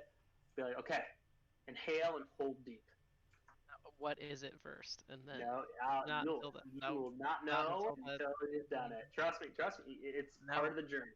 no, If you know about no. it, you're not gonna want to do it. It's not necessarily true. I've done a lot of stuff, Franz. Never done anything like this. I I guarantee you've probably never. Nope. have. Thi- Yeah. This is new. This is exciting, and you just need to trust me. Okay, I have a question for you, Kelly. Do yeah. I know about this? Can I roll a D100 to know about this? Uh, what do you what do you mean by this? Like, what kind of Like to know that he has been stealing fucking wizard's hair Okay. and smoking it. Roll Because me a D100 because you have interacted with several wizards that he would have stolen hair from. Whack, dude. This is whack. I gave you that hair in confidence, man. so this is 85. Yeah, the threshold was 80. So, you know that it's probably something that he's been experimenting with. So you may not know exactly what it does, but you did know from Sai at least that she's had several of the frat boys attempt to like sneak up and get her hair. And they're not dead. Like Sai was that nice to not just murder them. It was when she was walking, so she couldn't do much in the middle of a crowd. It wasn't worth the trouble that it could have Okay. caused. All right. Awesome. Great. Yeah. Look, whose hair is it? That's all. You have to tell me that before I smoke this. Trust me, you don't want to know. I do want to know. That's it's nah. You just gotta take the journey, man. I really don't. What am I smoking, Franz? You are going to open your third eye, and I mean that literally. Franz. Does Ash know? Ash knows what's going on tonight, right? Like, and that he probably Yes. should be maintaining some Yes. sort of sobriety. Yes. How long do the effects last? Honestly, it varies. It depends on a lot of different things. Franz. Who am I smoking right now? So I at least have to know that. Smoking some fresh Nor. France, it's like just a whole new level. Like, okay, so when is the thing supposed to start, Kelly? You don't know Like, how when. many You hours? don't know. That's the issue. You know it's Oh, sometime tonight. fuck. You know that it's probably going to be before it's super late. You know that by smoking this, you probably will still be feeling the effects when the event happens. Mm, Remember, take it in, hold it deep. You're gonna want to cough. You're gonna want to exhale early. You gotta hold it as long as you can. a newbie, Franz, Jesus. No, this is way Um, different than like salvia. You really gotta hold it down there. Franz, you just don't even know what I have done. You really don't, and that's fine. Um, he is like so Joe is going to bed. Right? Mm-hmm. And this is like the signal that like kind of the night has actually is actually beginning. Yeah. I mean, this is hard Uh huh. because Now he you can. would. Uh huh. I mean, you don't have to keep the secret if you need to. You know what I'm saying? Because like the surprises are, you know that like so long as Tomas does not find out necessarily what happened, it's gonna be fine. So if you need to do something to stop this from happening, Oh no, that's not really. okay. He's trying to decide if like he thinks that it's actually gonna take his full attention to do the thing. Like, Gotcha. does he need to actually be sober? Probably, Probably, but not definitely. but not definitely. Ooh. Because you think Um, about it, and you know that you and Franz are the damagers, and that Nor is crowd control. So if the damagers are out of commission, I mean, are we gonna be out of commission? Out of commission? less in commission.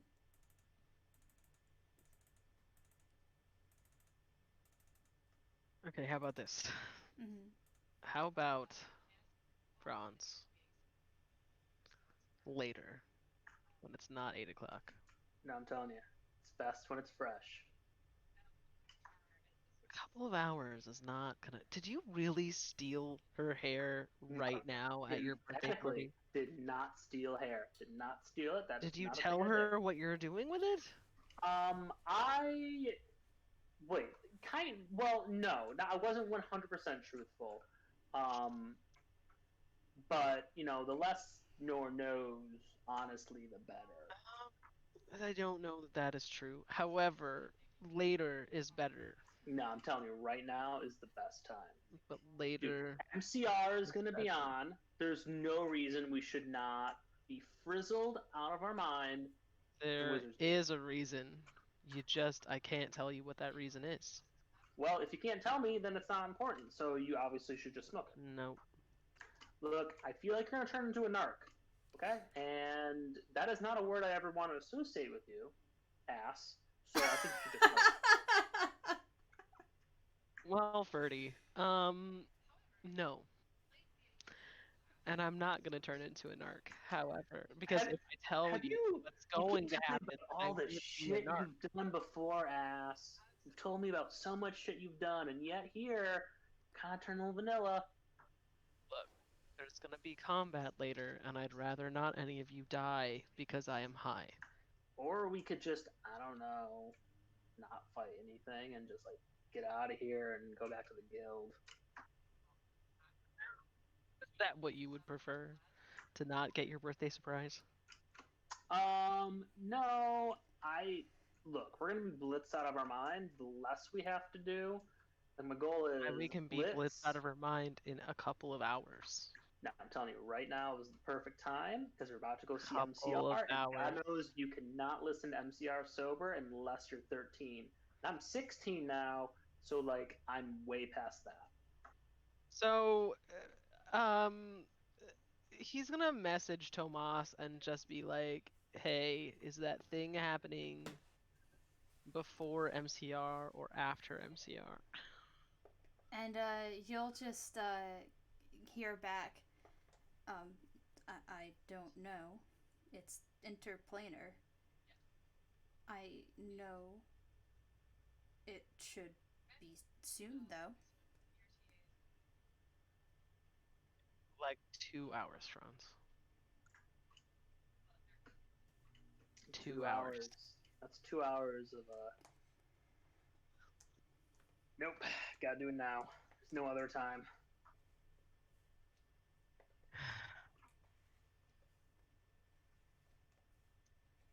Yeah, he will just get up and walk out.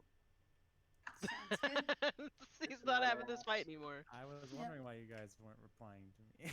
Oh, were you I muted was this whole time?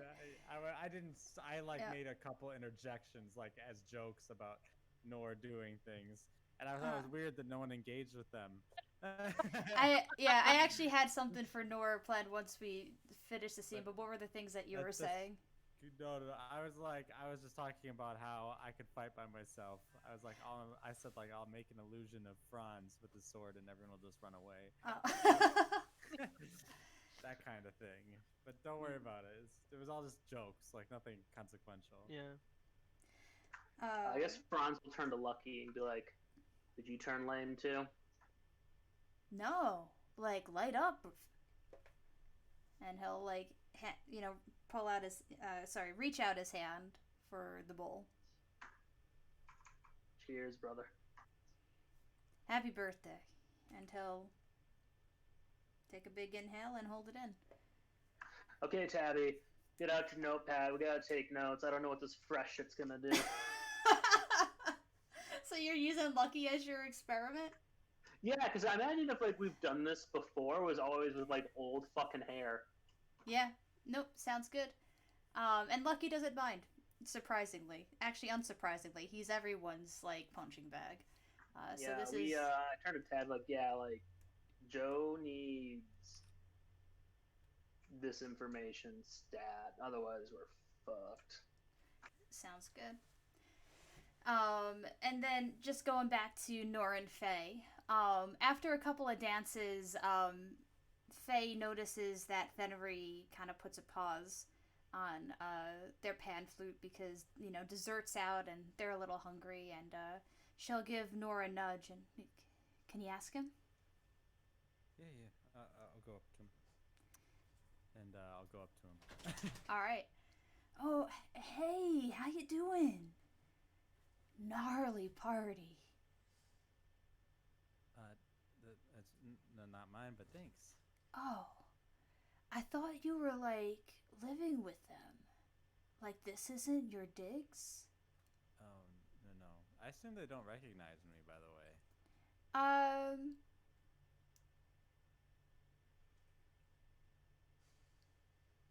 I'm trying to think of. Okay, so you're. I'm Who in did you Nor look? form. Gotcha. I looked. That was like 2 iterations ago. Right? Yeah, I was just trying to at think of them. just like. Yeah. Okay, so then, they would I'm just gonna say it's the same. They say the same thing. somehow, and they clear. But here's the thing: they're clearly mistaking you for someone else. Okay, okay. So, because that's kind of in character for Thenry. But you might recognize me a little bit more by this face, and I'll do a quick swap and like just the face, Uh huh. like swap. Oh, the magic lady. You got me the strings for my face pedal. Mm-hmm. Yep, that was me. Are you living around these parts? Nah, I still live in the mountains, but I got a letter from this guy named Tomas saying that it's Franz's birthday, and I needed to see the little guy. Hmm. Where is he? Oh, probably in some closet somewhere. Oh, well, I hope he could feel comfortable enough to come out soon. I know it's tough if you don't have supportive family. You like living out in the mountain? I mean, it's quiet. I get to make phase pedals and instruments and stuff. You could do that stuff in the city. Yeah, but there's like the red dudes everywhere here. Yeah, Like, it can be dangerous. why would you live by the red dudes when you could live in the mountains? Hmm. That's Different, a fair fucking point. different kind of safety. Sometimes being close to your enemy helps you know their intentions. That's true. But, like, if you're far from your enemy, they don't want to bug you. Hmm. Not these enemies. But but I came to ask you, and you can say no. As we run a school for youngsters, and we are looking for some uh, buddy to teach them, music. And my friend wanted to know if you were interested. Is the school in the mountains? No, sorry. Oh, well, like, I've really loved the mountains. But Then I no can't big say deal. I can't say no to the little kids totally. So like if you want me to teach them something like I don't know tomorrow or in a week or so, like I'll stick around. Like I could do some exploring in the city and teach the little guys something and before I go back to the mountains. Yeah. All right. Let's do the next week. We'll board you up. That's kind of you. So like to the little guys and gals and robo dudes, they'll say pointing to Fulcrum.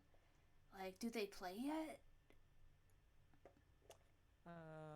That's for you to find out.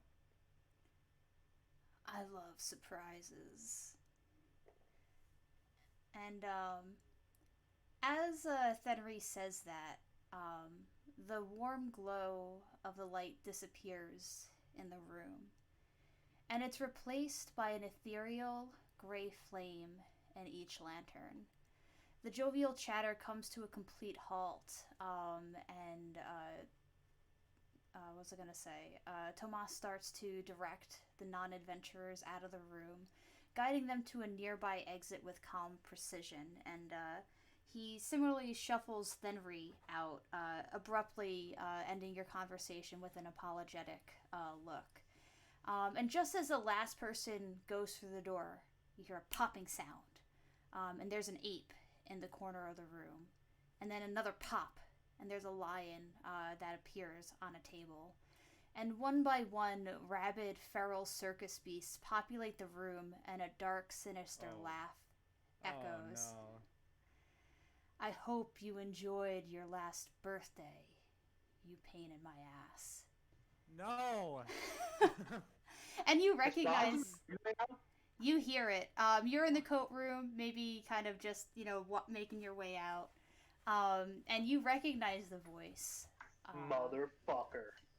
Do Yep. I have time to cast something? So, pause. Let's just place ourselves in the room with that. So where does everyone want to be?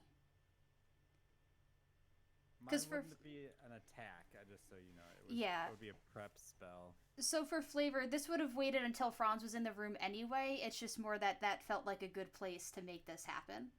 Okay. So, where would everyone want to be in this moment? So are there like a bunch of people in this room that like are in danger? No, Tomas shuffled all the non-adventurers out. And for flavor, all the adventurers are here, but they are going to be taking care of the other circus beasts. Because, like, imagine there's, Okay, like, yeah, there's 20 like a bunch. adventurers and, like, 30 animals. And they're dealing with all the other animals, and you're going to be dealing with your pocket. All right. It doesn't really matter. I was thinking about casting Eye Bite, but Eye Bite is, I get to do the Eye Bite thing the turn I cast it anyways, so it doesn't matter if I precast it. Gotcha. Yeah, so Ash would have, like, because Tomas had said it's happening soon, he would have run up and grabbed his gear. Yep. Because he didn't want to be, like, armed at the party. Yep. And then as a reminder, Tomas, you know that Tomas, like, kind of taped and affixed weapons underneath every table. And he instructs the adventurers such. So, Franz, who does not have time to get that, can grab a rapier from, like, under a table. Well, I think Franz, the moment he would hear that voice, would immediately summon his Shadow Blade. Okay, then yeah, you got it. Yeah, so whatever door I would be kind of like hustling in Okay. from is where I would be. Whichever door is fine with me. Sounds good. So I'm gonna say maybe this because, and like Franz is just kind of ambling in, and you are kind of hustling a little bit more, and I'm just gonna set the scene just so you have an idea. Barnum appears on the table here. Oh, that fucker's here too? Oh, I mean, I thought he was just sending his little things to do his dumb will. Nope. There's 2 flocks of parakeets. I've hated every combat we've had with you guys. And I mean that in the best way possible. I've hated it. So there are 2 flocks of parakeets, 2 giant apes, and Barnum on the table. And as you put, sorry, I'll just kind of finish the flavor. As you put the sound to the face, an old foe appears. Barnum, the ringleader of the circus you disrupted not once but twice, as he finishes weaving a spell with a pinch of some clear, powdery substance. Let's roll for initiative. 22. I don't know about you. Yeah. That song is 8 years old. Jesus. Oh. Ash? 18. Oh. And Nor? Can you hear me? Yep. Okay, yeah. 7. Amazing. Give me 1 second. Well, Nora's only a +1, so... And I didn't prepare mage armor today. Oof. I probably should have pre-rolled for the apes. I tried to roleplay it. I knew that there was a chance for combat, but I figured, my character wouldn't know that. They think they're going to a birthday party, so I almost exclusively have my light day of like roleplay cards in the fold, but that's okay. 1 second. That's not a complaint. That's more of like this is going to be fun to like figure out how to use what I prepared for today in this way. All right, Franz, it is your turn. What do you do? How far away am I from the fucker? 5, 10, 15, 15, 20, 25, 30, 35, 40, 45 feet. Boom. Am I the one in the center of the room? Yes. Now, Franz, you get 5 feet before you find yourself like a bird flying into a window, smack in an invisible sphere. you are Hey, Huey. hamster balled. How you doing, Huey? 1 second. Long time no see. That is a reference I do not understand. Hugh Jackman Was he in a played hamster Barnum. ball? Oh, okay. Got it. I get it now. But yeah, you. No, I am Jake Gyllenhaaling right now, actually. There we go. But you are currently stuck in this sphere. Huh. Well, see, you thought of everything there, Huey. And he laughs and responds, I'll get to you once I'm done with your friends. That's fine. I could really use like a quick 20 anyways. So, yeah, you do that, and I'm just, wake me up. Sounds good. Um, is there anything you want to do besides that, or anything you want to prep? I I can have my action. There's not much I can actually do. I imagine it's like Resilient Sphere. Not that my character would know that. It is not. But yeah, you've never seen this spell before. Can I move around? You can, but you like with your movement, you're able to kind of scope out the edges of the walls. It is 100% invisible, so you can't it's not even like semi opaque. But it's a 10 by 10. Fuck it. I'm gonna try to attack the walls. Okay. Give me an attack roll. So this looks like a magical construct to me. You can you can't see it, but actually yeah, because you could hear Franz. No, I mean you could tell that by the way that Franz is acting like a mime, and from the kind of you could tell that Barnum had just cast a spell.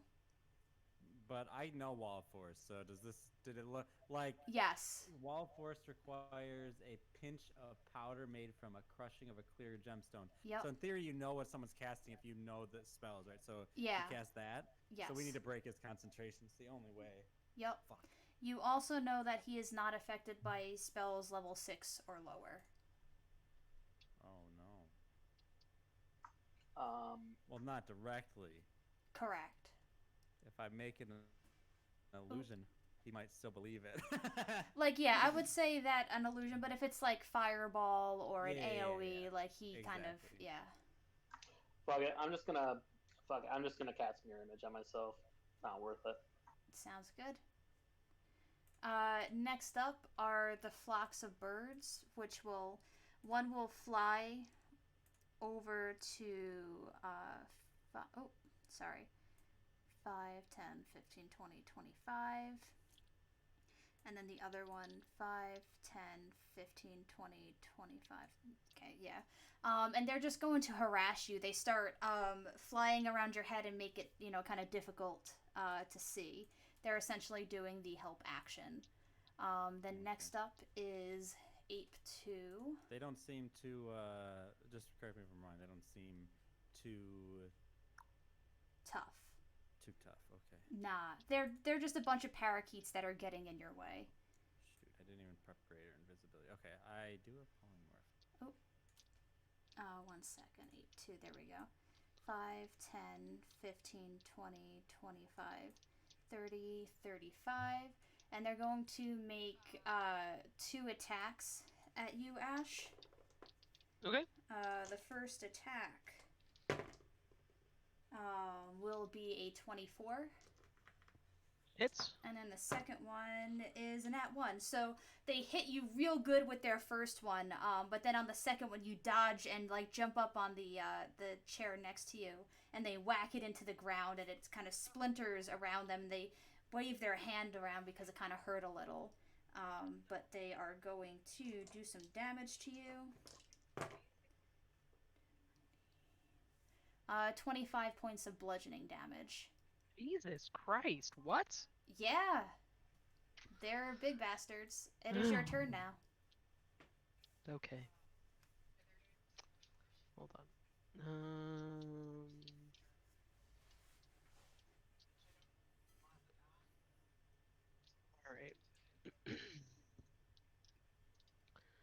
So what did he hit him with?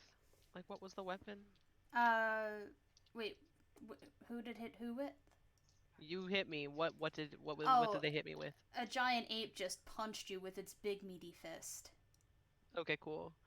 And like Barnum is like the big bad, right? Yup. Okay. And they're within 60 feet of me? 5, 10, 15, 20. Yeah, they are. Okay. But you also Never mind. know that Not gonna spells do that. level Oh 6 shit. or lower do Oh not affect shit. them. What? Wait, so if spells don't affect them, does that mean also counterspell doesn't affect them? Uh, yeah. Fuck. Well, You okay, can always well, upcast it. Yeah, you could upcast it. well, it's spells of 6th or lower. I don't have a 6th level. I don't have a 7th level slot.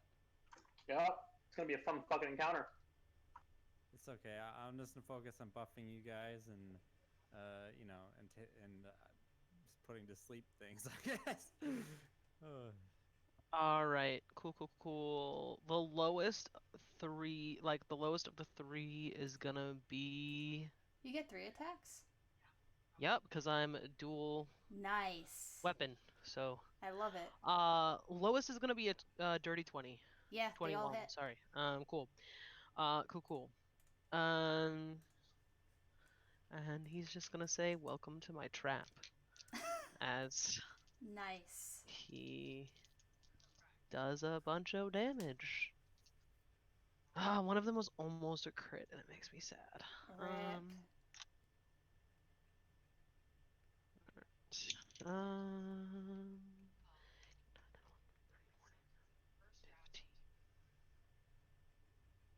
Oh, but when I fit level 14, Barnum, you may be immune to spells, but you aren't immune to me just creating new reality.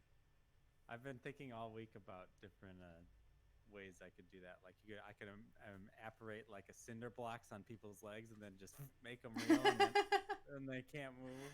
I love that. I've been trying to think of things that aren't just putting people in cages because that could get boring if that's the only thing I ever use it for. Alright, so that's gonna be 36 points of damage to this bro. Nice.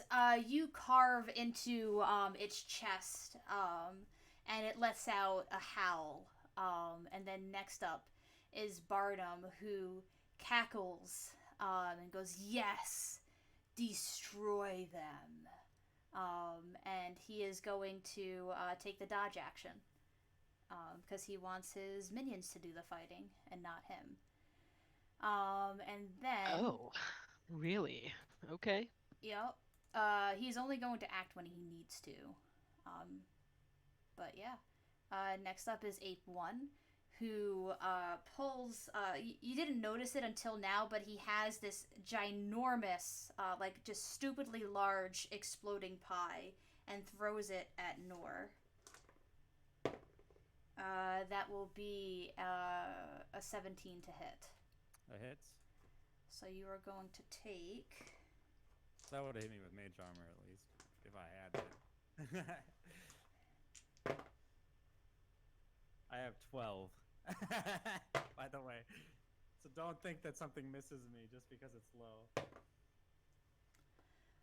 28 points of force damage as this Okay. huge exploding pie just covers you. Is that 28 you said? I believe so. Just covers you with cream filling and fiery explosions. And then next up, it is your turn. Okay.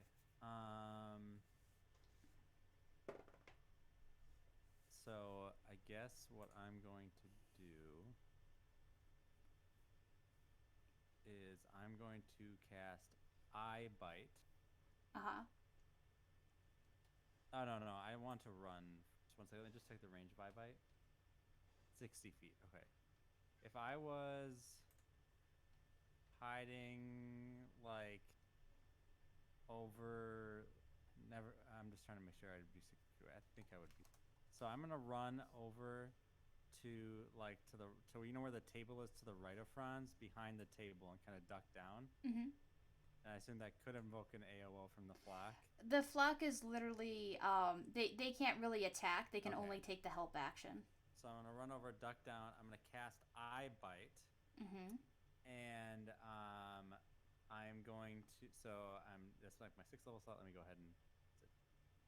I lost my 6th level, and I'm going to. Who are you casting it on? Fuck you, Barnum. I can put you in a wall of force, you little bitch. You can't stop me. I'm gonna cast. I'm gonna wisdom saving throw from ape 1 as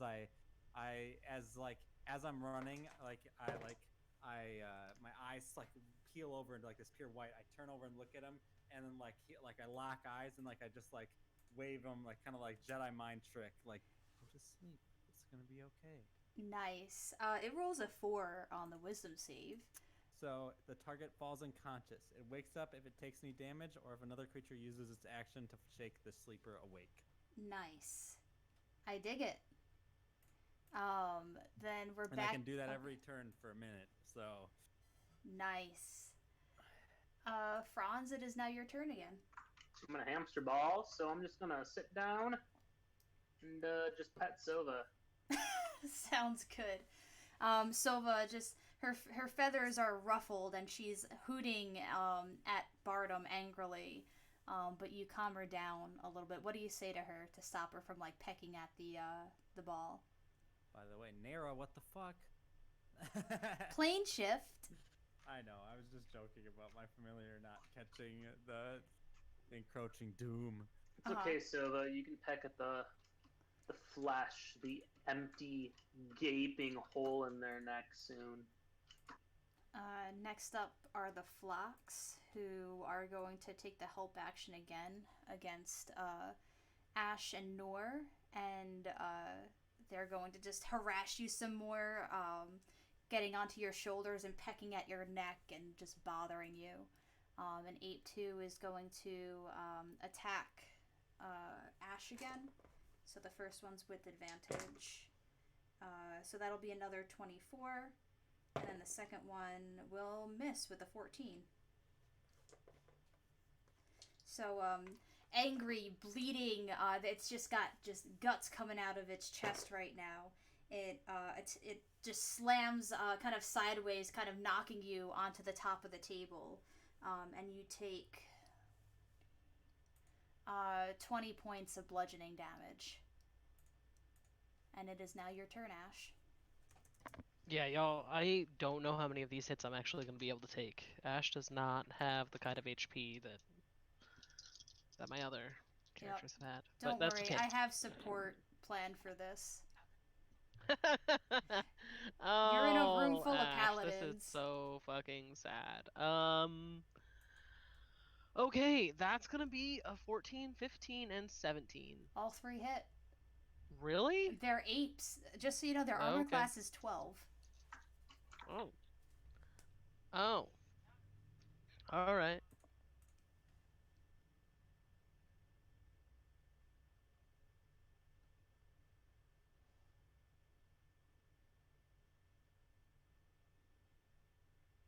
It's gonna be 35 points. Nice. To this guy. It is on death's door right now. Sad. Okay. And next up is Barnum, who scoffs at Nor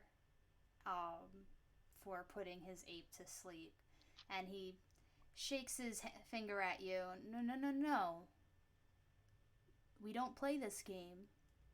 And he is going to, let's see what he could do from range. He is going to, actually, you know what? He's too proud right now. If it makes him move, he doesn't want to do it. So he is just going to point at you, and I need a, 1 second. What kind of saving throw? Wisdom saving throw. 14. All right, Franz, around you, the wall of force goes away as Nor is dominated by Barnum. Wait. So you drop concentration on Wall of Force to dominate Nor. Yep. That is. Thanks, Nor. Ape 1 is up next. Nor, he is going to command you to stop Franz. So how would Nor stop Franz? Put me in another Wall of Force. No. Well, okay, so I wouldn't cast Wall of Force because I'm concentrating on a spell. So, like, that I want to keep up, right? Like, Yep. So I will, Well, I mean, you wouldn't want to keep it up, but, like, so I'm going to say you have the will of, like, it's your inherent wizard that's sense. what I'm saying. Inherently, my wizard sense would be I spend a 6th level spell slot in Eye Bite. I'm not going to cancel it to concentrate on another spell. Exactly. Instead, I'll try to put Franz asleep. Wisdom save.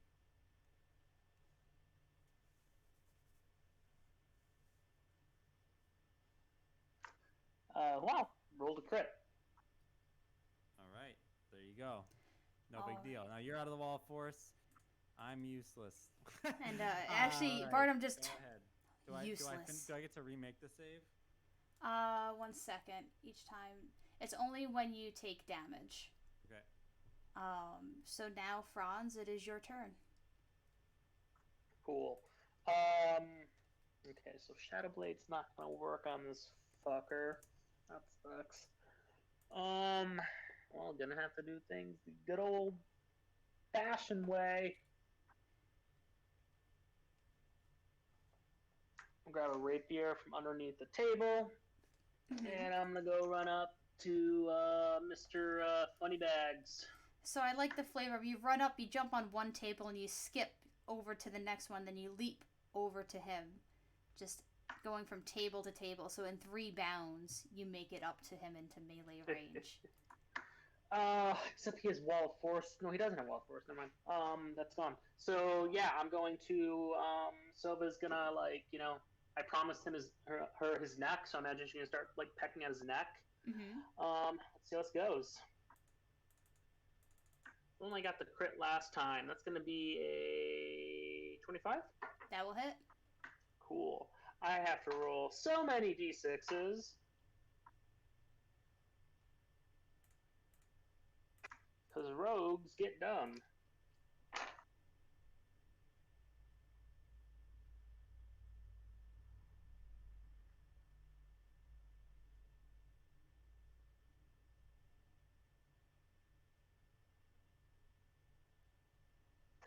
$41 damage. Nice. So yeah, Sova kind of takes mimicking what the flocks of birds are doing to your friends. Sova gives him a taste of his own medicine by bothering him, and he turns to grab the bird and throw her off. But as he turns, you get a good jab into his ribcage with your rapier. The birds continue. Actually, flock 2. Oh no, you won't have an AOO on that because you're under his control. So one of the flocks will bother you, Franz. The other one will continue to bother Ash. Ash, before you let me just see how I have to roll a percentile die, because this would have happened at the end of the round, which was my mistake. Yeah. So you are kind of how bloodied are you right now? I'm not quite bloodied. Gotcha. So you're feeling the wind knocked out of you. You're not feeling great. But you with your passive perception, you can hear kind of running footsteps behind you. As kind of Tomas streaks from one side of the room to the other after clearing a line on the west side, so now he's going to the east side. And as he passes by, he touches your back with 40 points of lay on hands. And you hear him go, tired already, and rush off. That's really funny. And, Kelly, yeah? I'm not exactly sure how Mm-hmm. the help, trying to do the help action on a mirror image target works. They would have. It would just be advantage. So like, because they have to hit your AC to begin with. So in order to get a mirror image. Well, it's still just an attack against you, right? Like Yeah. it's still, it's an attack with advantage, just like if you were prone, Yep. right? And then whether or not they hit you or the mirror image is determined by the regular um, mirror image rolls. And Ape One is going. Yeah, that's fine. And then Ape Two is going to attack Ash. That will be a 25. And oof, even higher, because that's a 19 on the die. So get ready for them D10s, Ash, because it's piss now.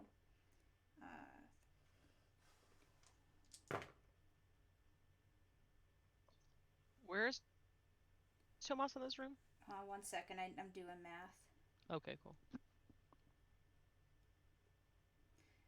42 points of bludgeoning damage as it smacks you. Like I imagine you're on the table right now from the last hit, and it just hits you prone with another one, and then whacks you up, and like just with the uppercut brings you back onto your feet. Okay. For that, and Tomas is just like hanging out over here, in the bottom. Here, I'll actually. I intended for him to just be a health giver, not to actually. I mean, at the bottom of the round. So, but Thomas does read to me as kind of a giver. there we go. Boom. All right, what up? It's Ash's turn now. Okay. Cool. So who's up with Barnum Franz. right now? Is that Franz? Okay. Cool. All right. So I'm gonna. Which is it? A2 that's all bloodied up and almost dead. No, A1 is currently asleep. A2, the one that you've been hurting, is not long for this world. Like if you hit him with another round of attacks like you just did, they will not survive. Okay. So I'm gonna give you the first round of damage. I rolled a 21 to hit. Mm-hmm. He's only gonna do 2 attacks. So the Okay. first attack is gonna be 14 points. Does that take him down? It does not. Okay. Second attack? Second attack. It's max damage for. I can math. 15. That is exact lethal. How do you want to do it? Yeah, so I kind of imagine like the first attack is a slash and the second one is like, short sword just directly kind of under the ribs into the lung. Nice. And then bonus action, I'm gonna give Franz Inspiration? inspiration. Yeah. And so for all y'all, because I'm now a bard of eloquence, it means that if you use my inspiration and the roll fails, you still have inspiration. School of Lit. Eloquence is fucking fantastic. It is so beautiful. It is such a beautiful thing. Yeah. Wait, do you have So counter charm? I do have counter charm. Okay. Yeah. All I right. just with level 6 and bard, I have counter charm. But I don't know how it works because I've never actually used it. It's probably not that useful here. If you started playing the counter charm song, then I would have advantage to get out of my dominate form. Yeah, I was wondering if that would help you with that. Because I It would. My big problem is that I can't wisdom roll save with every wisdom save that Kelly ever makes me do. I roll like shit. Like all my last character had advantage and proficiency, and this one has proficiency and a huge score, and I still fucking fail every time. Yo. Yeah, so at 6th level, you gain the ability to use musical notes or words of power to disrupt mind influencing effects as an action. You can start a performance that lasts until the end of your turn.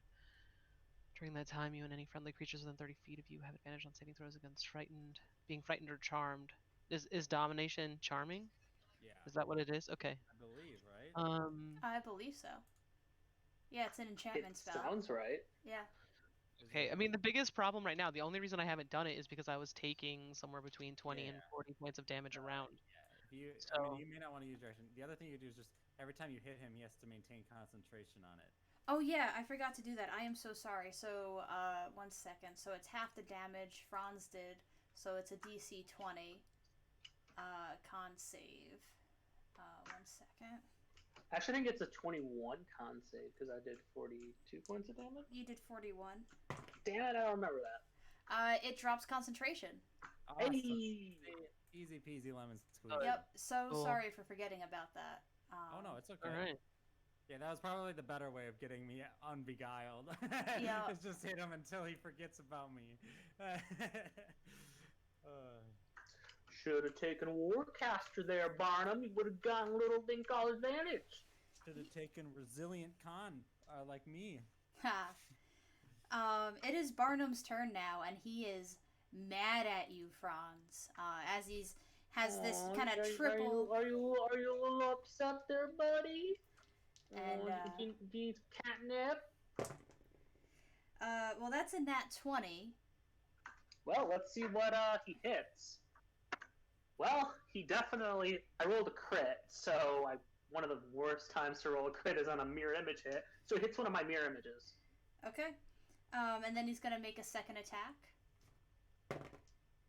1 second, that's cocked, but that was another I nat rolled 20. a fucking crit. What? It's on a mirror image, so it doesn't really matter. But it's another fucking crit. Yeah, both of us rolled nat 20s twice. This is unfucking real. Oh, So by the way, the moment that I get dropped, I'm gonna blink my left eye. okay, sounds and good. I mirror imaged as well. Nice. So yeah, that was a 21 to hit you, and then you said a second. You got another nat 20. Yep. Okay, so now is it just one mirror image left, or are they all gone? One mirror image left. Yep. Sounds good. So then he is going to snarl in your face and go, "You've not long left." If he's gonna snarl my face, I'm gonna like lick him. Sounds good. Nora, it is your turn. All right.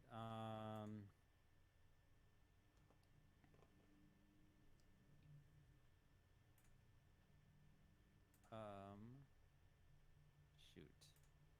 I do that.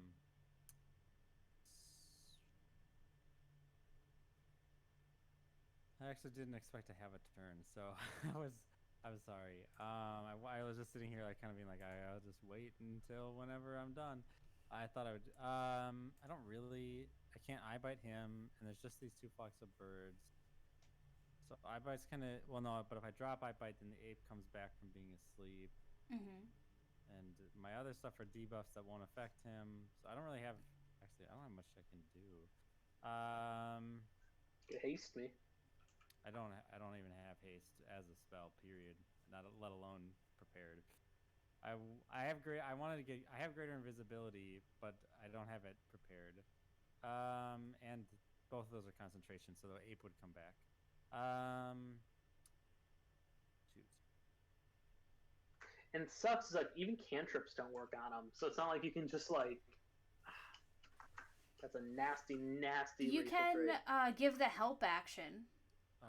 If you Yeah, could that's always justify. helpful. So like, tell me how you can try and like distract Barnum, so that the next.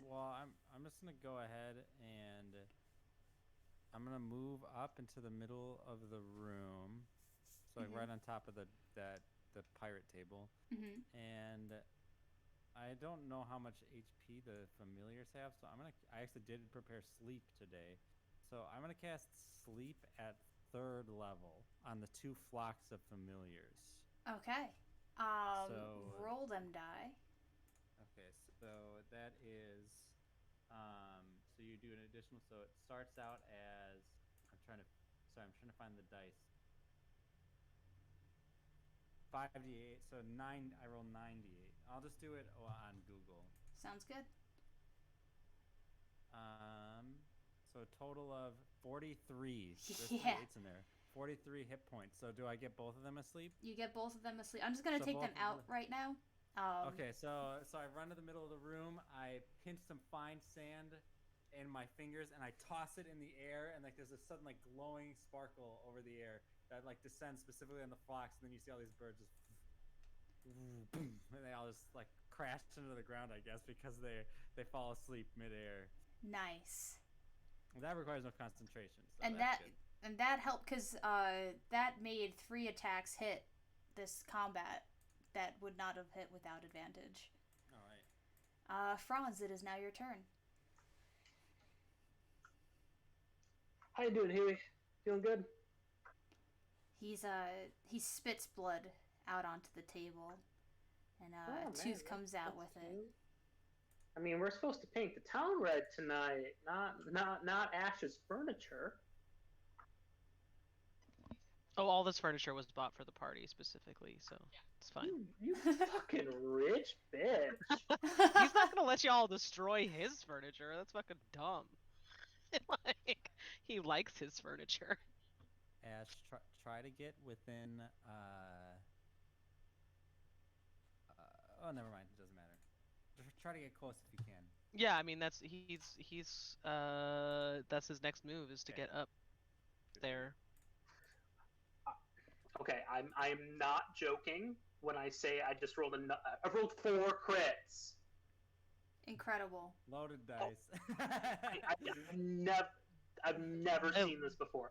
Literally, his dice are loaded, and we all know it, and he knows it, and it's fine because we all use. None of our dice probably roll actually the way that they should.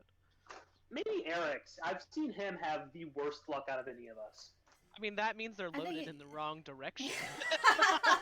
like, I mean, you can put them in salt water and find out. I might have to do that because But don't you have metal dye? no, I don't have metal die. Oh right, you have the pinkish, like the Yeah. yeah, it's the die of doom that he should Yeah. never use for DMing, but does all the time. God, yeah, that was bad. Okay, so Is wow. that Okay, the so orange one? yeah. Okay, wow, I cannot believe. Yeah, so I crit. Does that hit? yes. For flavor, I want to imagine like when I when I shivved him last time. I've kept the blade in, and now it's just me turning it. Nice. I dig it. Okay. For those who are at home listening, if I had my full range of arcane trickster abilities with me right now, I'd be dealing monstrously more damage. But that is not the case. So, okay. Ash is on deck.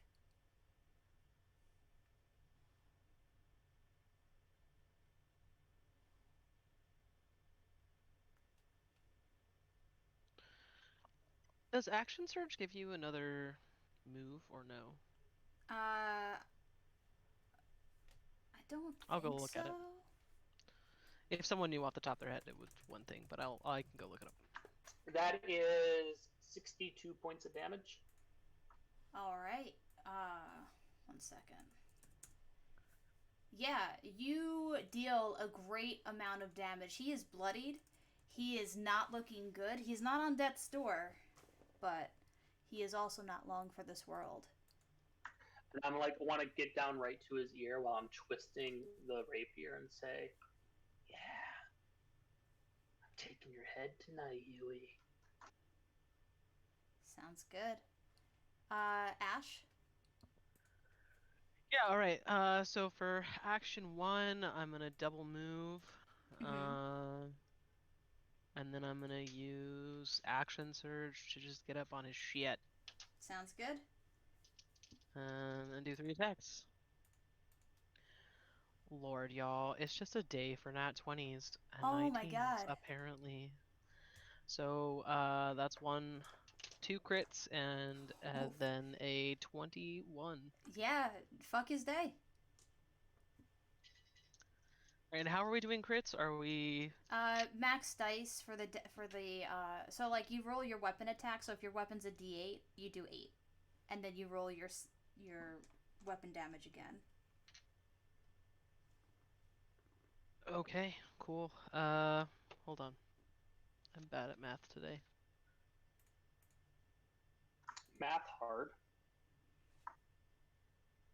My favorite thing right now, I Mm-hmm. shouldn't I shouldn't actually complain about this because I understand it's a really big problem.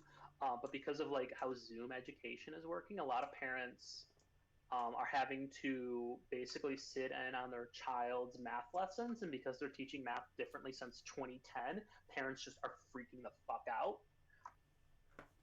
and it's really delightful to watch. It's Hmm. not delightful in like a good way, um, but it is funny.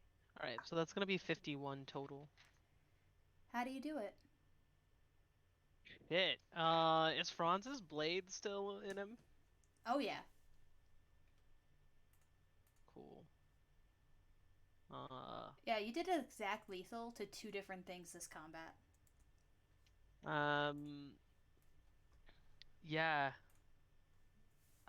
So he would just like probably plunge those blades directly into his spine and force him to his knees facing Franz. Mm-hmm. And he would just kind of be skewered there.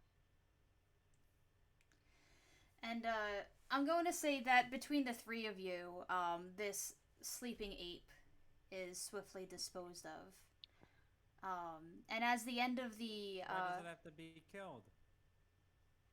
because it's feral, like I you mean, can tell. dispose can be many different things. Can we keep it and unleash it in some like Inquisition lair sometime? If you would like Oh to do that, you can. my I can god! only I keep will, the tell me what flocks evil and birds handling are checks also I need to gonna be roll. unasleep I in 1 minute. cannot understand what anyone is Yeah. saying when both of you are talking at the same time. Sorry. So what were you saying? The flocks of birds are gonna wake up too. We have 1 minute to figure Yeah. out what we want to do with the ape. As well as, I mean, we gotta look at this corpse, right? Like, this could be trickery. This guy is not, you know.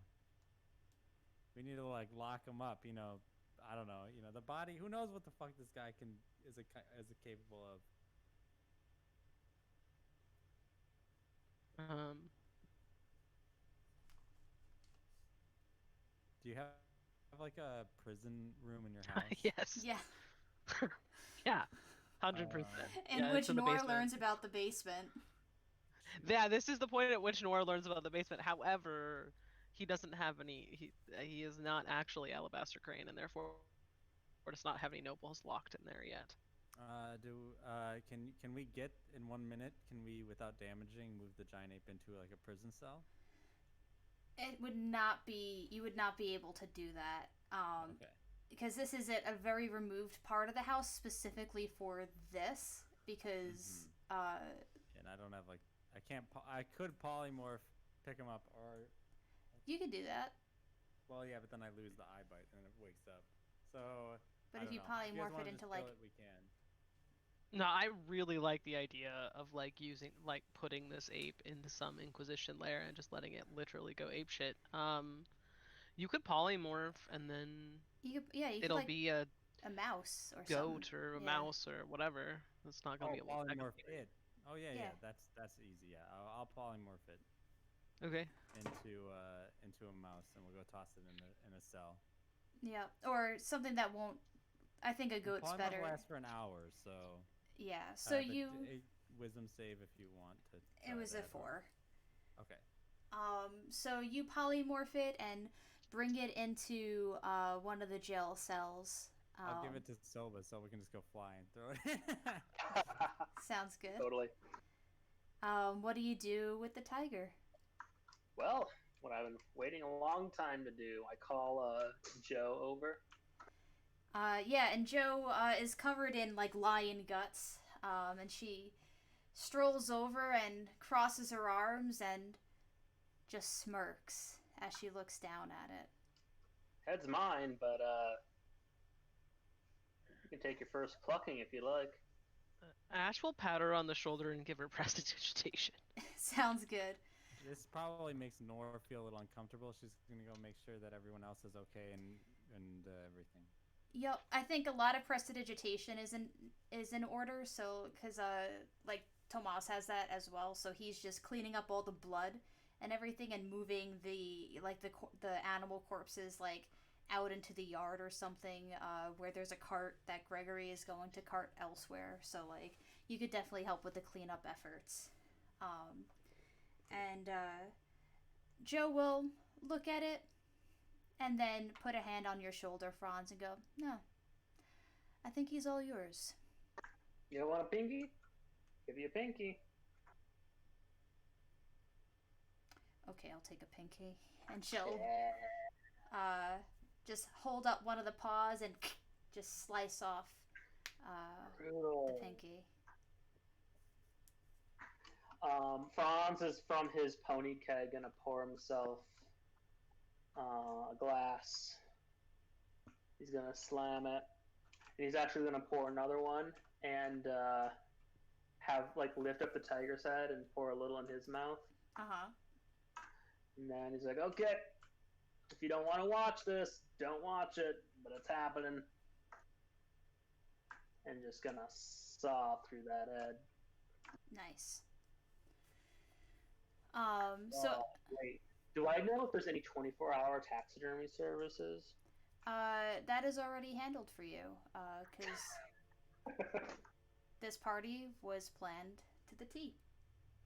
And Gregory, after carting the animals elsewhere for now, will walk over to the severed head and outstretch his hand to like kind of take it by the nape, and he'll go, "Oh, I could handle that for you." Is there nothing you can't do, Gregory? No. Huh. Impress me every day. And he'll give a little wink and take the tiger head off your hands and head out to turn it, put on a plaque and all that. And Tomas will approach you, Franz, smiling, and he'll go, "Did you like your surprise?" Was that all you? Ash helped. So tell me how you did it. Loved it. And he'll grin widely and give you a hug. And he'll go, there's another tiger that Paul and Ash helped out with. And he'll gesture to like something that was like had something draped over it, all party, and you didn't really it was kind of purposely put out of the way, and it's like over on the east side of the room. And now that people are starting to filter back in, Paul will excitedly run over to it and reveal by pulling the tarp off of it. And you recognize it as the tiger statue that you hated from the orphanage. And Paul will go, we got rid of the insides and we put taffy in it. You want to break it? A single, solitary tear runs down Franz's left cheek. Yeah. Yes, do. And he'll pull out this like big, like comedically large hammer from underneath and hold it up for you. You know what? You take the first swing, buddy. You earned it. Are you okay, Franz? Just need a moment. Also, don't look behind you. There's a decapitated tiger corpse. Yeah, I'm not gonna look behind me. And then he'll go and take a swing at the tiger. Does a really good job. He makes a good crack in it, and you hear just sort of the marble like break under the pressure. And I don't think that Franz spends all that much time like with his younger siblings. But you can tell with that swing that Paul's been practicing fighting stuff. Fuck yeah. Fuck yeah. Oh, that was a really good job. Do you want to finish the Tomas, job? Yeah. Hand it over. And he'll give it to you. Make an attack roll. 18. Yep. With one fell swoop, you crack it open, and the statue shatters into many pieces, unveiling a bunch of sea salt taffy. I take a blue one because of course you gotta go for the blue one. And Mm-hmm. I eat it and like, saltier than the tears I shed at the orphanage.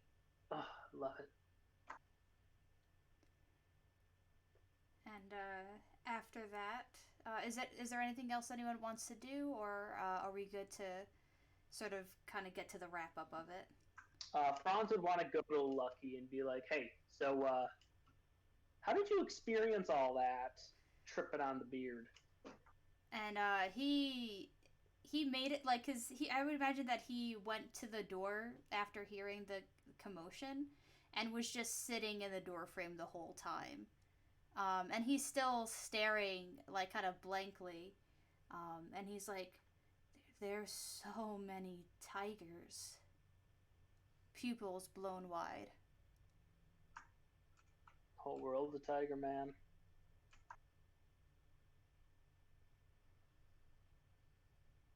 You didn't do all right. Am I floating? I feel like I'm Yes, floating. yes, you are. Can you tie a string so I don't go into the sky? Yes, I can. I'm gonna like tie him to the banister. Thanks, Franz. You're a good friend.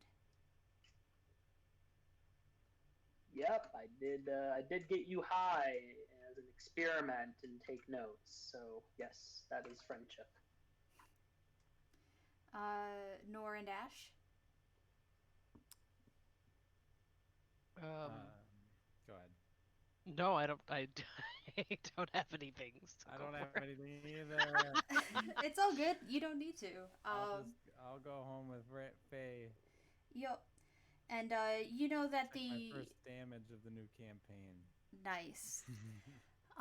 The kids are having a sleepover tonight, so you'll get Fulcrum and Bishop in the morning.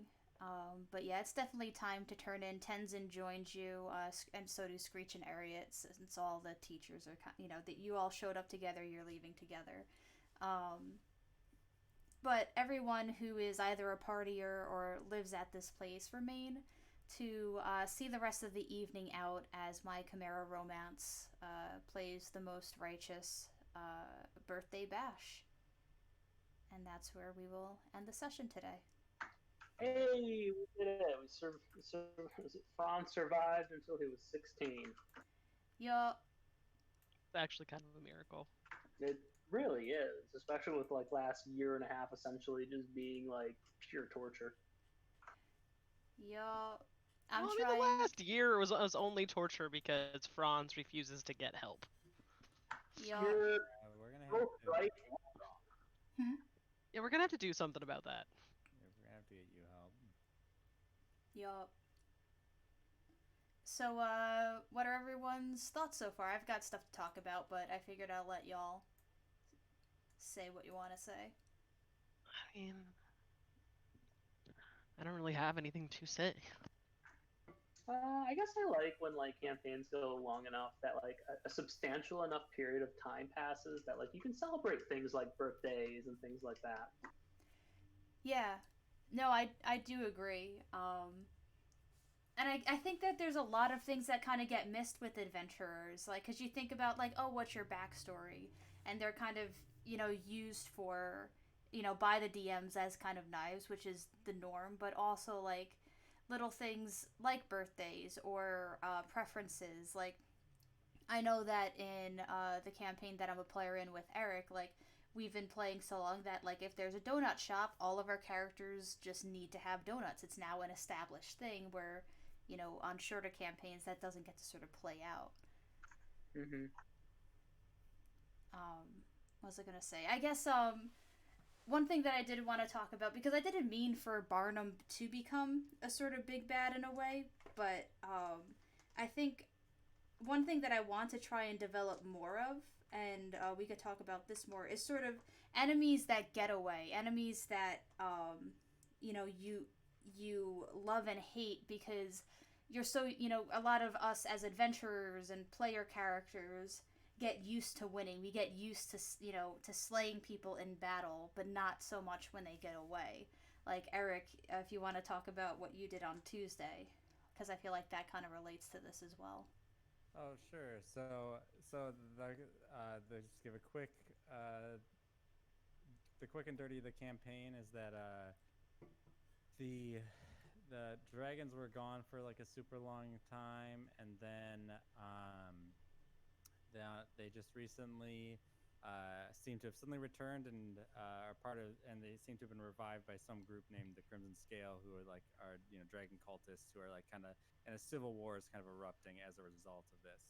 And our characters right now are on the side of the Empire, which is like it's the side that doesn't have dragons, and so they fought a dragon, and like this past week, as they were like investigating something else, and they killed it, and then I had like the big bad project their image like there and bring back the dragon, and then just had it fly away. And so like it was this, it was like they kill the dragon, like this big like hoorah moment, and then it was just snatched away from them. But now they know the name of that dragon, and they got to have a conversation with the big bad and like kind of engage with them more, but on like a playing field where like it's like they can't kill the big bad, right? Because that's often the problem, right? Is if the characters are meeting the bad guy, or I don't even want to call it, in this case it might not be the bad guy, I don't know, but the characters meet like their enemy, right? And it's always just go fight. And so it's like trying to create contexts where you can have conversations with the bad, or with your enemies, or doing other stuff like that can be really useful. Or just even like just because then there's like a more of a consistency, or what's continuity to like the world, right? Where it's like you're not always fighting new things, right? But like you're hunting something, or you're engaging with something in that way. And I think that can be really rewarding for the players, right? To like it sweetens the pot where it's not just like, oh, this is that, oh yeah, we killed that dragon that one time, but it's like, damn, there's that dragon that keeps getting away. I can't wait till we kill it, right? And it creates more of a sense of triumph when you finally do overcome that obstacle. Oh yeah, I agree. I think also like letting an enemy get away also allows for, like, you can have the ability for an enemy to have a redemption arc as opposed to Mm. dying. Like it Mm-hmm. leaves open the possibility for other endings. Whereas like if you meet an enemy and then murder it, right? Like, or murk it. I guess it's not murder in many Mm-hmm. cases, but like murk the big bad, then you don't have that. I mean, that kind of is what happened in a way with King Kingsley. Like, he was supposed to steal from y'all, um, and I expected, like, something bad to happen to him, and instead, Franz sends him to the Five Fingers. Yeah, I mean, I think there's like different ways to like take this question, and I think like for me the big takeaway is, you know, organically respond to player decisions. So like, I think part of the original question you asked, like, turning an enemy, turning like maybe someone that wasn't meant to be the big bad, or a kind of larger character, and like giving them a chance to grow over the course of the campaign, be it a King Kingsley or Barnum or any of those. I think that's very good, and it's a really good Mm-hmm. way to respond to characters. I also think, going off what you guys are talking about as well, is not just letting them, not just putting player characters in situations where the bad guy gets away, but also creating encounters where, especially at lower levels, where the characters they're faced with, I maybe wouldn't even call it a fight, but like an event where they themselves have to get away, where like they're getting chased by the big bad or something, Mm-hmm. to create like a different kind of power dynamic that isn't just like go and fight. Um, because if you put like level twos up against like a CR 22, um, they are not going to overcome that challenge, or at least they can't. So putting them in situations where like they have to run away, or like actually feel threatened by the big bad, and have that kind of grow over the course of the campaign, I also think is really good. Yeah, I completely agree with that, Corey. I think that's a really good way to put it. Like, Agreed. because the thing is like, and there's like this really tricky dynamic that we as dungeon masters have to kind of balance, which is that failure is the most important thing for storytelling. Yeah. Like Yeah. you have like characters have to fail, they have to not succeed at things because that is interesting, that is engaging, right? What how does your character respond to that, right? If they're always just succeeding at everything they do, whatever, right? Like no challenge really feels that consequential if it's always success. And so introducing failure into any story, right, really ups the stakes and ups the possibility for dynamic storytelling. And so, like, yeah, exactly. Like having the characters have to run away from something can be a defining moment of a campaign, right? Because they will never forget the time that they had to run away from something, right? It will stick with them, and it hurts their pride and their ego, right?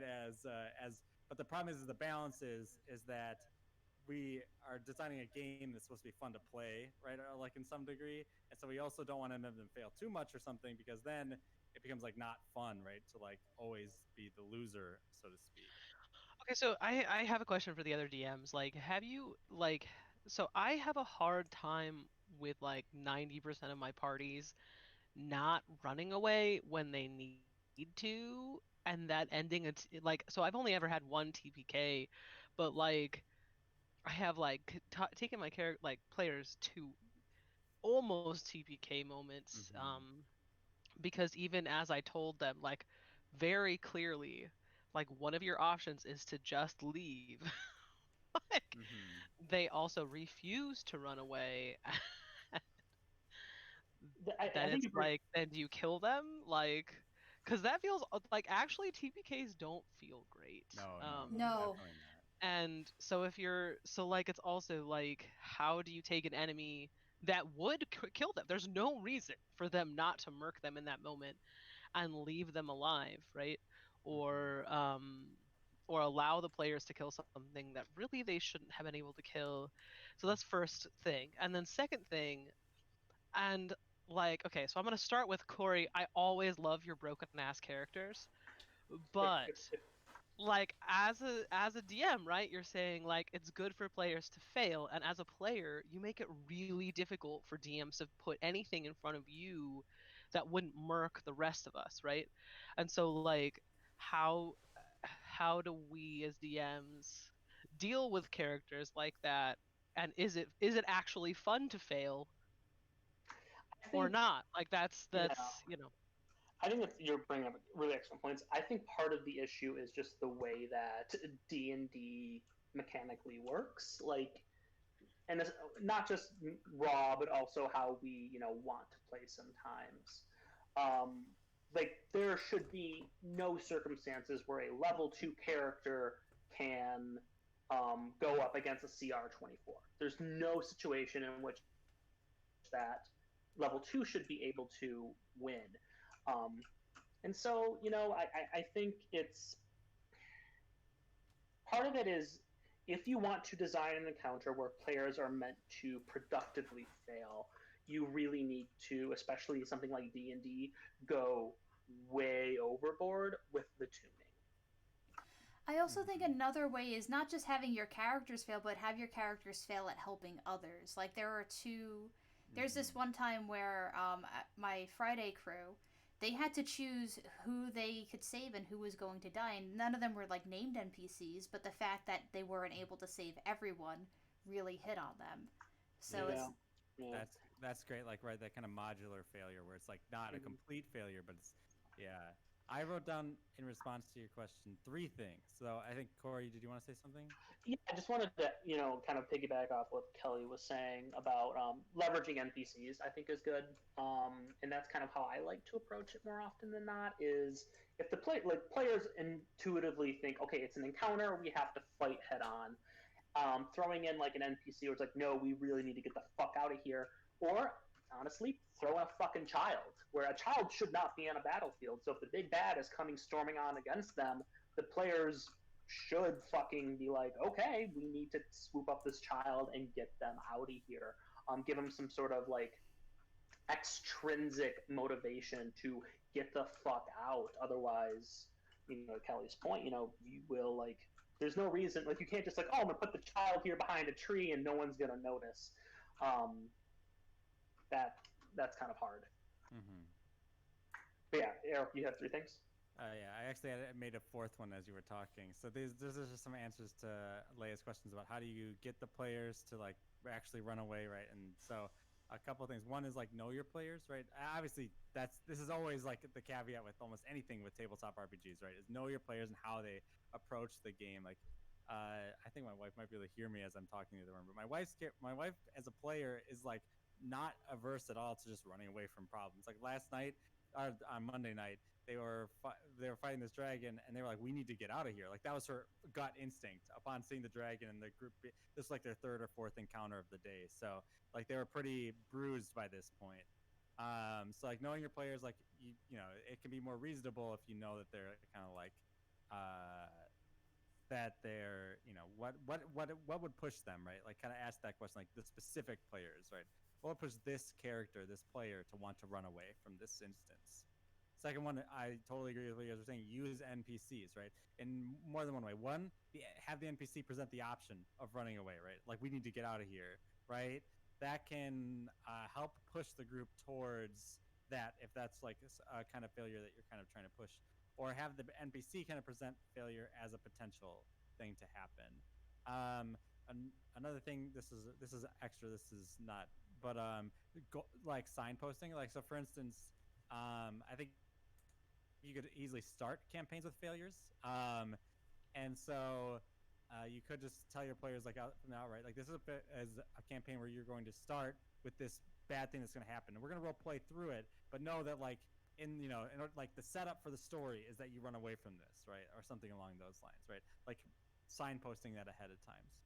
Another one, use variant goals. So right, like this is part of what happened when I think my current campaign that I'm DMing, when they ran away from something, is I gave them a very important NPC that had to get out of the city that was under attack. Like, and so they had a very good reason to like focus on that goal, right? Getting the materials needed to teleport out of the city, because they had a different goal than fight the army that was invading, but the goal was get this important guy out of here, right, and leave with him. And so like if you have a variant goal, right, which is like, pull this lever, or stop the dam from exploding, then they can fail in one way but they succeeded in that variant. And then finally, the worst time to have to like, if you want your players to have that in the back of their mind as something to run away from, I think the worst time to kind of introduce the concept is once they've already rolled for initiative. Because once a player rolls for initiative, I think their mindset changes, right? They're thinking, we're in combat, we're going, right? This is it, right? And so if you can somehow set up the failure or the conflict or something outside of combat, or even if it, like combat could it results, but like kind of putting it in front of them before that, like, right, the horde is massive, like the horde of zombies, it's massive. It seems incomprehensible. There's hundreds, maybe thousands, as like running through the streets, right? Like no roll for initiative, just like describing it, like trying to get them in the mindset of like they don't have to fight, right? They could run, right? But once you say the zombies are running through the streets, roll for initiative, they're going to feel like they're just going to keep fighting, right? Instead of thinking that they could run. Whereas yeah, so those are the things that came to my mind as like, how do you like kind of get your players in that mindset of being willing to kind of bolt.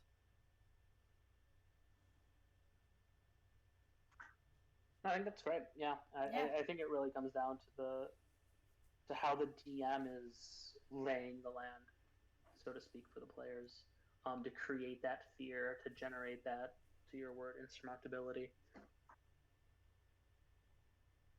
Also, don't be afraid to use cutscenes. Yep. Yeah, yeah, cutscenes are good. I totally agree.